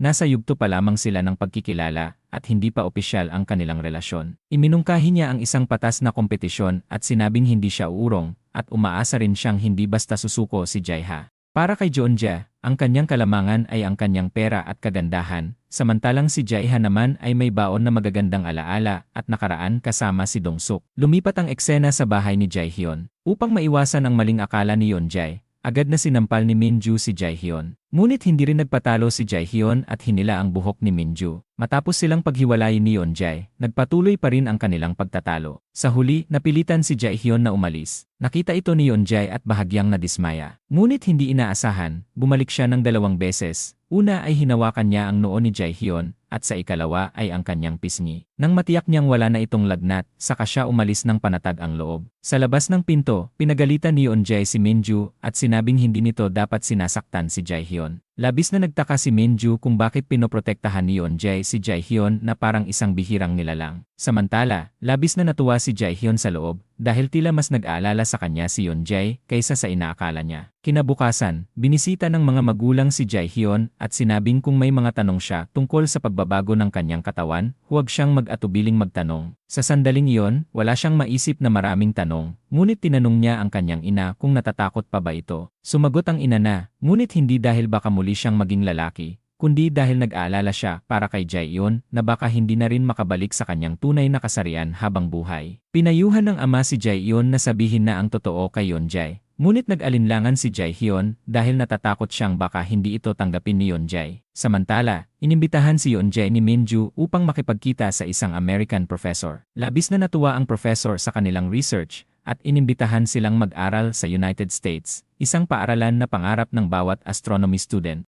Labis na nasabik si Minju, ngunit nag-alinlangan si Yeonjae dahil ayaw niyang iwan si Jaehyun sa ganitong sitwasyon. Pumunta si Jaehyun sa paaralan upang hanapin si Yeonjae. Inakbayan ni Jaehyun si Yeonjae na parang magkapatid. Nagpasya siyang sabihin ang katotohanan na maaaring hindi na siya muling maging babae habang buhay. Ngunit sa tuwing susubukan niyang magsalita, napuputol ito dahil sa tawag ni Yuri. Kaya sa huli, nagpasya si Jaehyun na patay na lamang ang kanyang cellphone. Hindi inaasahan, biglang tumunog ang cellphone ni Yeonjae. Si Minhyun ang tumatawag. Agad na umuwi ang dalawa at nadatnan nila sina Yuri at Minhyun na kumakain ng stewed ribs. Ang mga rib na iyon ay ipinadala ng lolo ni Jaehyun. Habang nag-uusap ang lahat, biglang pumasok si Minju nang walang paalam. Hinahanap ang kanyang hikaw na naiwan daw sa bahay ni Jaehyun. Nang makita ang pagkain, sumama na rin siya sa kainan. Sa sandaling iyon, tumawag ang lolo ni Jaehyun at sinabi na ang sinumang kumain ng ribs ay kailangang pumunta sa isla sa weekend upang tumulong, maliban kay Yeonjae. Ang iba ay may kanya-kanyang plano, ngunit nagkataong nais din ni Jaehyun na pumunta sa isla upang makausap ang kanyang lola at itanong ang mga bagay na matagal na niyang iniisip. Plano niyang pumunta ng mag-isa, ngunit paglabas niya ng pinto, nakita niya sina Yeonjae, Minju, Yuri, at Minhyun, lahat ay handang sumama. Bilang pasasalamat sa ipinadalang pagkain, nagpasya ang grupo na pumunta sa isla upang tumulong. Pagdating doon, hinati ng lolo ang mga silid at si Jaehyun ay nakitulog sa iisang kwarto kasama nito. Nang silang dalawa na lamang, bumalik ang lolo sa tunay nitong anyo bilang lola. Tinuruan niya si Jaehyun na bago gumawa ng kahit ano, dapat munang maglagay ng sunscreen. Pagpasok ni Jaehyun sa silid ng kanyang lola, nakita niya ang maraming gamit na pambabae,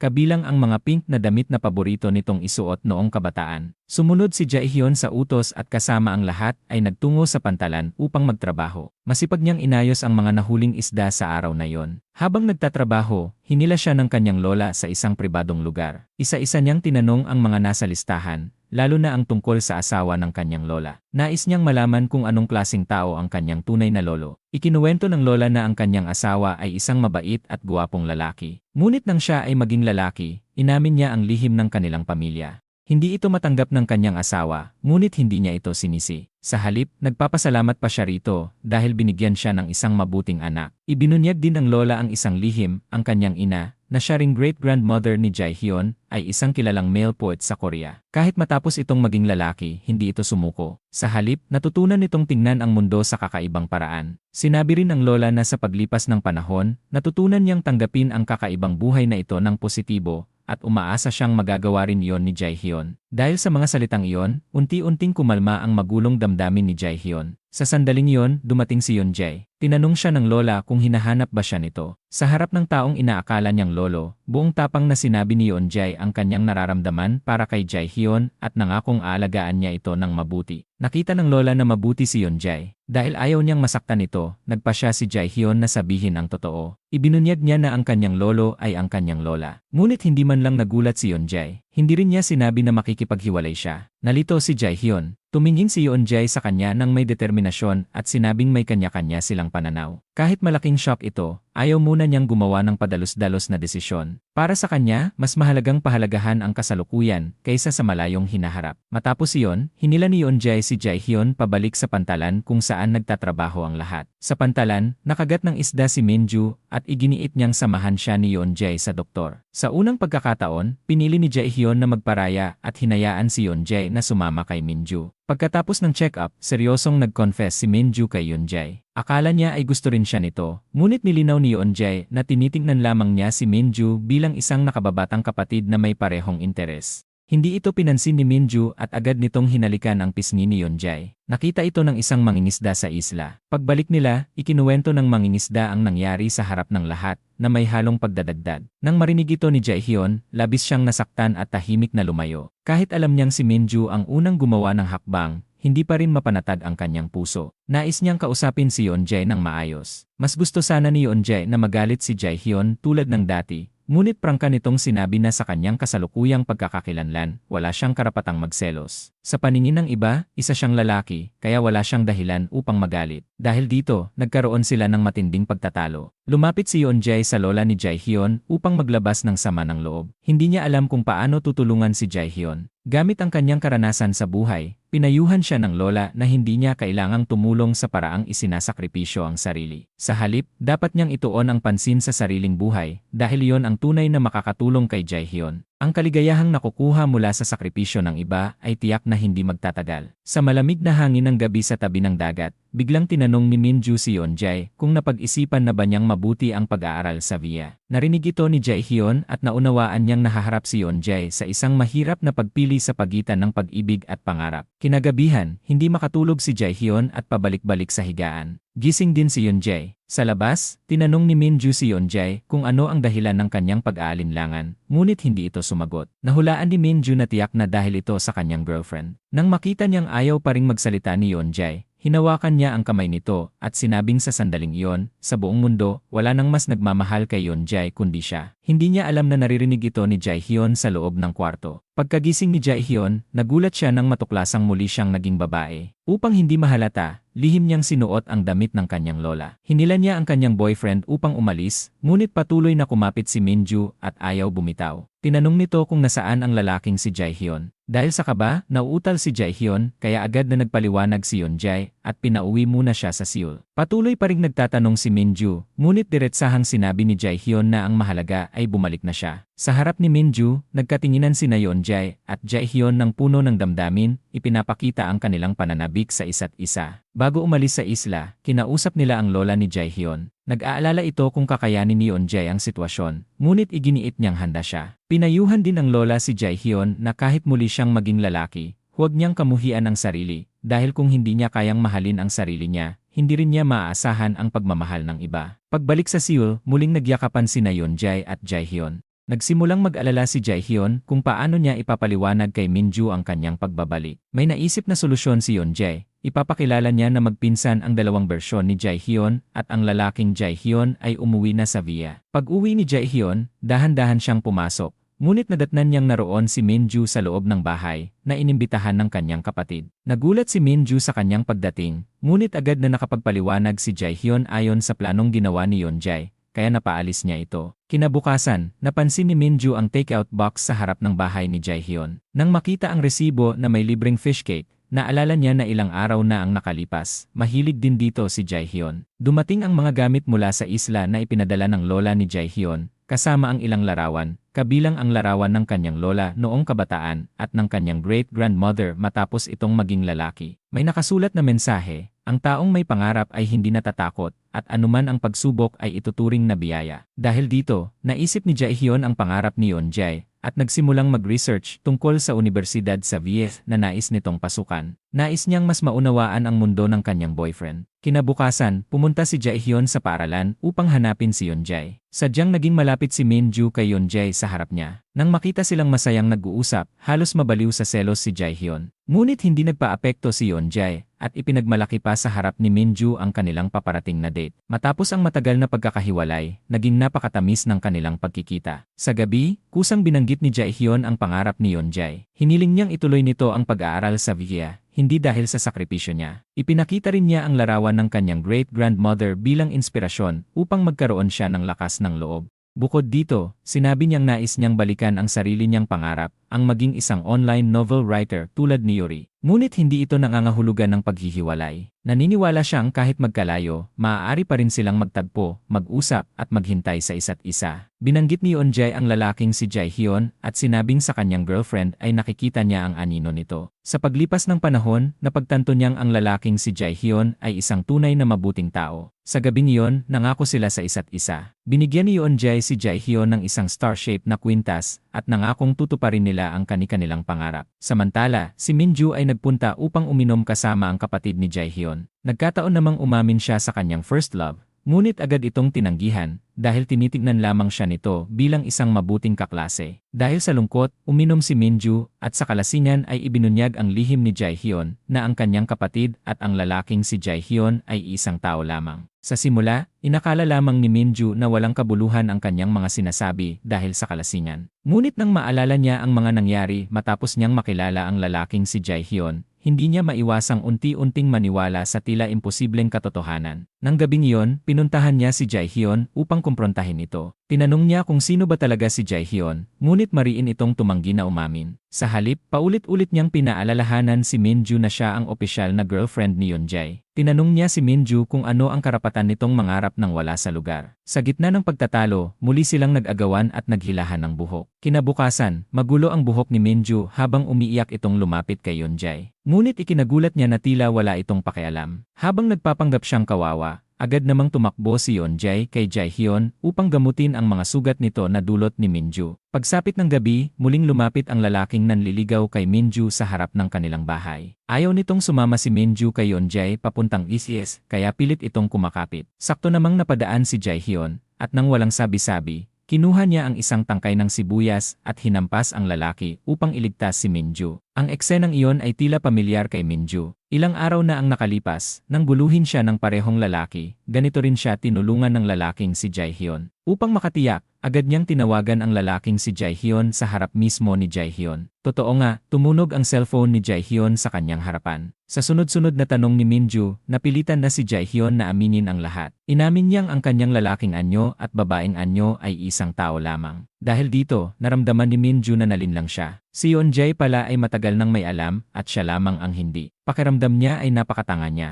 Nang muli na namang maging babae si Jaehyun, labis ang tuwa ni Yeonjae. Habang dumaraan sila sa isang street stall, sinadya niyang bumili ng fish cake na walang red bean filling para kay Jaehyun. Dahil wala ang kapatid ni Jaehyun noong gabing iyon, masaya siyang nanatili roon. Sa bahay, magkasama nilang kinain ang fish cake habang puno ng lambing. Buong puso ring nagdasal si Jaehyun na sana ay hindi na siya pilitin pang maging lalaki muli. Ngunit nang magising siya sa kalagitnaan ng gabi, laking gulat niya nang makita na muli siyang naging lalaki. Napatawa at napaiyak na lamang siya, ganoon din si Yeonjae. Pareho silang umaasang panaginip lamang ang lahat. Pati si Minju ay umabot sa puntong kumonsulta sa isang psychiatrist. Ngunit nang sabihin niyang may nakita siyang taong nagbabago ng kasarian sa loob lamang ng isang gabi, mahinahong ipinahiwatig ng doktor na maaaring hindi maayos ang kanyang pag-isip. Muli niyang hinarap si Yeonjae at tinanong kung kaya ba talaga nitong tanggapin ang isang taong pabago-bago ng kasarian. Napabuntong hininga si Yeonjae at sinabing kailangan niyang tanggapin ito dahil gusto niyang protektahan si Jaehyun. Mas lalong nasaktan si Minju sa sagot na yon. Sa mga panahong iyon, sobrang lungkot ni Jaehyun. Nang mapansin ito ni Yeonjae, agad niyang tinawagan si Yuri upang tulungan siya. Pinayuhan ni Yuri si Jaehyun na subukang tanggapin ang kanyang sitwasyon. Dahil palagi itong nakakulong sa bahay, hinila siya ni Yuri palabas at pinilit na mag-jogging. Habang tumatakbo si Jaehyun ng mas mabilis, paulit-ulit niyang naaalala ang mga sandali nila ni Yeonjae. Hanggang sa mapagod siya, unti-unti ring nawala ang kanyang mabigat na pakiramdam. Tinulungan siya ni Yuri na tingnan ang sitwasyon sa ibang anggulo, lalo na kung patuloy siyang magbabago ng kasarian. Samantala, dahil kay Jaehyun, handang isuko ni Yeonjae ang kanyang pagkakataong makapag-aral sa VIA. Itinapon pa niya ang lahat ng kanyang university application documents. Nang makita ito ni Minju, labis siyang nabalisa.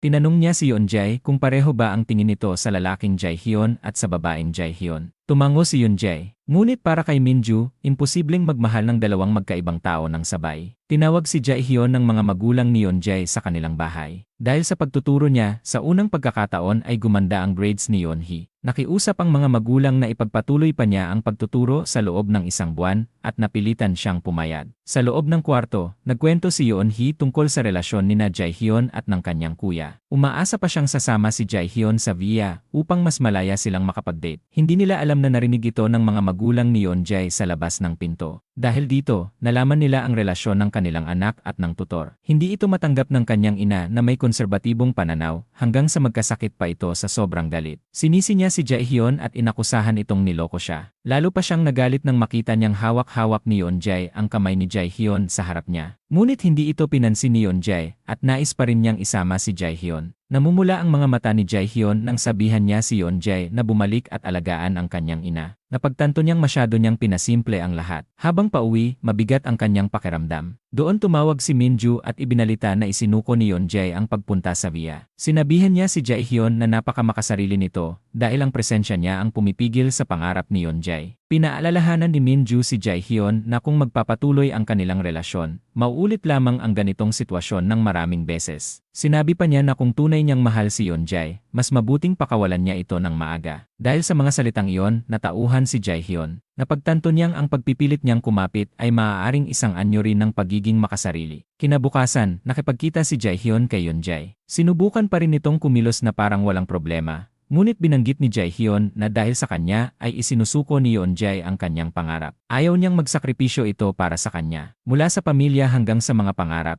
nagulo ang buhay ni Yeonjae dahil sa kanya at hindi iyon ang nais niyang mangyari. Nang makita niyang pilit pa ring nagpapakatatag si Yeonjae, siya na mismo ang naglakas loob na makipaghiwalay. Marahil oras na para pakawalan nila ang isa't isa. Matapos ang hiwalayan, tuloy-tuloy ang pag-iyak ni Jaehyun, habang si Yeonjae naman ay umiiyak din mag-isa sa isang sulok na parang pinupunit ang kanyang puso. Kinagabihan, napansin ng ama ni Yeonjae na hindi maganda ang kanyang pakiramdam at niyaya siyang lumabas upang kumain ng noodles, ngunit tumanggi siya. Sa kabila nito, naging bukas ang kanyang ama at sinabing kung kaya niyang panagutan ang sarili niyang buhay, maaari niyang piliin kung paano niya ito gustong tahakin. Gayunpaman, patuloy pa rin ang sakit ni Yeonjae. Para sa kanya, ang mamuhay ng masaya kasama si Jaehyun ang kanyang pinakamalaking hangarin. Upang makabawi, nagpa siya si Jaehyun na pansamantalang tumira sa bahay ni Yuri. Bago umalis, pinuntahan niya si Minju at sinabi na naghiwalay na sila ni Yeonjae. Kasabay nito, hiniling niya kay Minju na tulungan si Yeonjae na muling mag-apply sa villa. Sa bahay ni Yuri, sinimulan ni Jaehyun ang pagsusulat ng kanyang sariling web novel. Nais niyang harapin ang buhay sa isang bagong paraan. Isang araw, may kumatok sa pinto.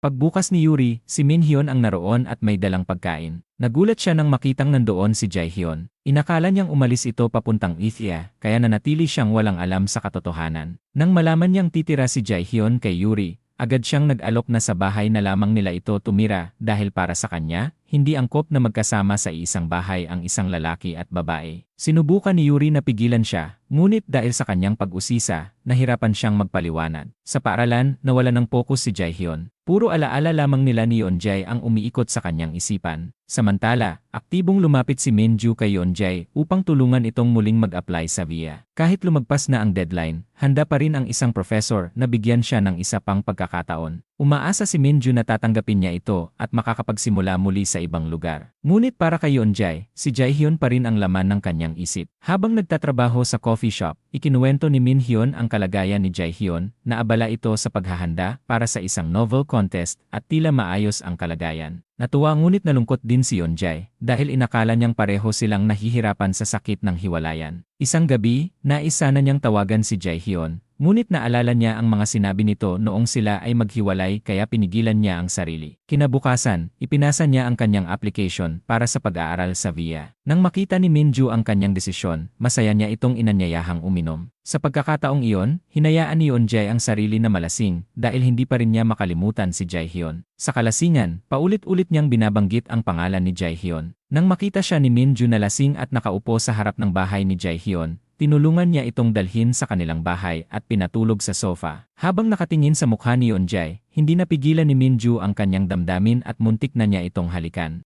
Ngunit kahit sa kanyang panaginip, si Jaehyun pa rin ang tinatawag ni Yeonjae, kaya agad siyang tumigil at umalis na may inis. Kinabukasan, nagising si Yeonjae at napagtantong nasa bahay siya ni Minju. Nakaramdam siya ng hiya at agad na umalis. Ngunit paglabas niya, nabungaran niya si Jaehyun. Nang makita siyang galing sa bahay ni Minju, malamig ang naging reaksyon ni Jaehyun at walang sinabi. Sinubukan magpaliwanag ni Yeonjae, ngunit pinutol siya nito at sinabing wala na silang relasyon. Pagkasabi nito, pumasok si Jaehyun sa bahay at isinara ang pinto. Sa sandaling iyon, lubos ang sakit na naramdaman ni Yeonjae. Sa kabilang panig ng pinto, hindi rin mababa ang sakit na dinaranas ni Jaehyun. Hindi alam ni Jaehyun na noong gabing iyon ay muli siyang naging babae. Ipinagdasal din siya ni Yeonjae na sana ay manatili na siya sa anyong iyon at hindi na muling magbago dahil handa siyang gawin ang lahat para sa kanya. Matapos ang kanilang paghihiwalay, unti-unting naglakad sina Yeonjae at Jaehyun sa magkaibang direksyon ng kanilang buhay. Si Jaehyun ay nanatili sa bahay at nagtuon ng pansin sa pagsusulat ng kanyang nobela, habang si Yeonjae naman ay abala sa paghahanda para sa kanyang pag-aaral sa VIA. Bago tuluyang umalis, ninais ni Yeonjae na makita muli si Jaehyun, kaya humingi siya ng tulong kay Minhyun. Nagpadala ito ng mensahe kay Jaehyun gamit ang dahilan na ibalik ang mga damit. Ngunit pagdating ni Jaehyun, si Yeonjae ang naghihintay sa kanya. Sa harap ni Yeonjae, pilit na nagpakatatag si Jaehyun. Sinabi niyang maayos siya at umaasa siyang pagdating nito sa VIA ay aalagaan nito ang sarili, kumain ng maayos at magpahinga. Ngunit ang totoo, pumunta si Yeonjae upang pigilan siya. Halos maiyak itong nagtanong kung talagang nais niyang umalis siya. Dahil ayaw niyang hadlangan ang pangarap at kinabukasan ni Yeonjae, pinili ni Jaehyun na maging matatag at talikuran ito. Kinagabihan, sinabi ni Minju kay Jaehyun na kinabukasan na ang lipad nila ni Yeonjae papuntang VIA. Sinadya pa niyang banggitin ng malinaw ang detalye ng flight upang mabigyan sila ng pagkakataong magpaalam. Kinabukasan, nagpaalam si Yeonjae sa kanyang pamilya at naghanda na sumakay ng eroplano. Ngunit hindi dumating si Jaehyun upang ihatid siya. Hanggang sa mapagtanto ni Jaehyun ang isang bagay, ang huling bahagi ng kanyang nobela ay eksaktong tumutugma sa impormasyon ng flight ni Yeonjae. Doon niya napagtanto kung gaano kabigat ang kanyang nararamdaman. Agad siyang tumakbo palabas ng bahay, ngunit pagdating niya, nakasakay na si Yeonjae. Hindi na sila nagkaroon ng pagkakataong magpaalam. Pagkalipas ng ilang araw, sabay-sabay na kumain ang pamilya ni Jaehyun. Nang malaman ng kanyang mga magulang ang tungkol sa hiwalayan, nag-alala sila, ngunit pinakalma sila ni Jaehyun, tulad ng ginawa ng kanyang ina noon.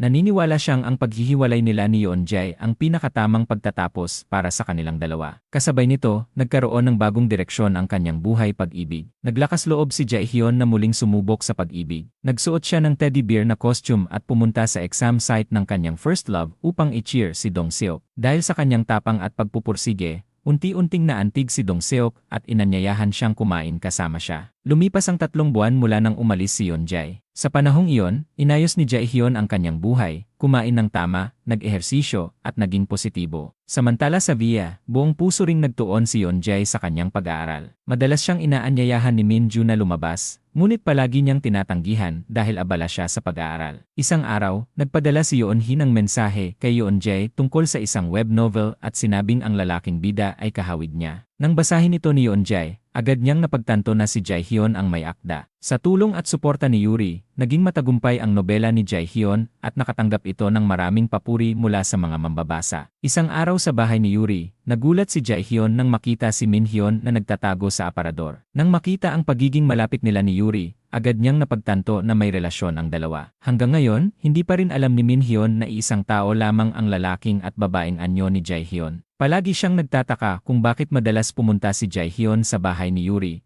kaya napilitan itong magsinungaling na tahimik ang lugar doon at nakakatulong sa kanyang pagsusulat. Dinala ni Minhyun si Jaehyun sa coffee shop kung saan siya nagtatrabaho, at dahil tahimik doon, nagustuhan ito ni Jaehyun. Tinanggap siya ng may-ari na si Jeongja bilang part-time worker. Habang inaabot ni Minhyun ang apron kay Jaehyun, napansin niya ang name tag ni Yeonjae, ang apron na minsan nitong ginamit. Samantala, tuwing may libreng oras si Yeonjae, binabasa niya ang bawat bagong kabanata ng nobela ni Jaehyun. Dahil batay ito sa kanilang tunay na karanasan, bawat pahina ay nagpapaalala sa kanya ng masasayang alaala nila. Sa tuwing may bagong kabanata, siya ang unang nag-iwan ng komento. Hindi alam ni Jaehyun na ang tapat na mambabasang iyon ay si Yeonjae. Nakikipag-usap siya rito sa comment section, ibinabahagi ang kanyang saloobin tungkol sa kwento. Sa bawat palitan nila ng mensahe, lalong lumalalim sa kanilang alaala ang mga sandali ng kanilang nakaraang pag-ibig. Samantala, nagpatuloy din ang relasyon ni Yuri at Minhyun. Bagamat magkasama na sila, nararamdaman ni Yuri na hindi pa siya formal na inaamin ni Minhyun. Kaya isang araw, naghanda si Minhyun ng isang miniature amusement park at coffee shop setup,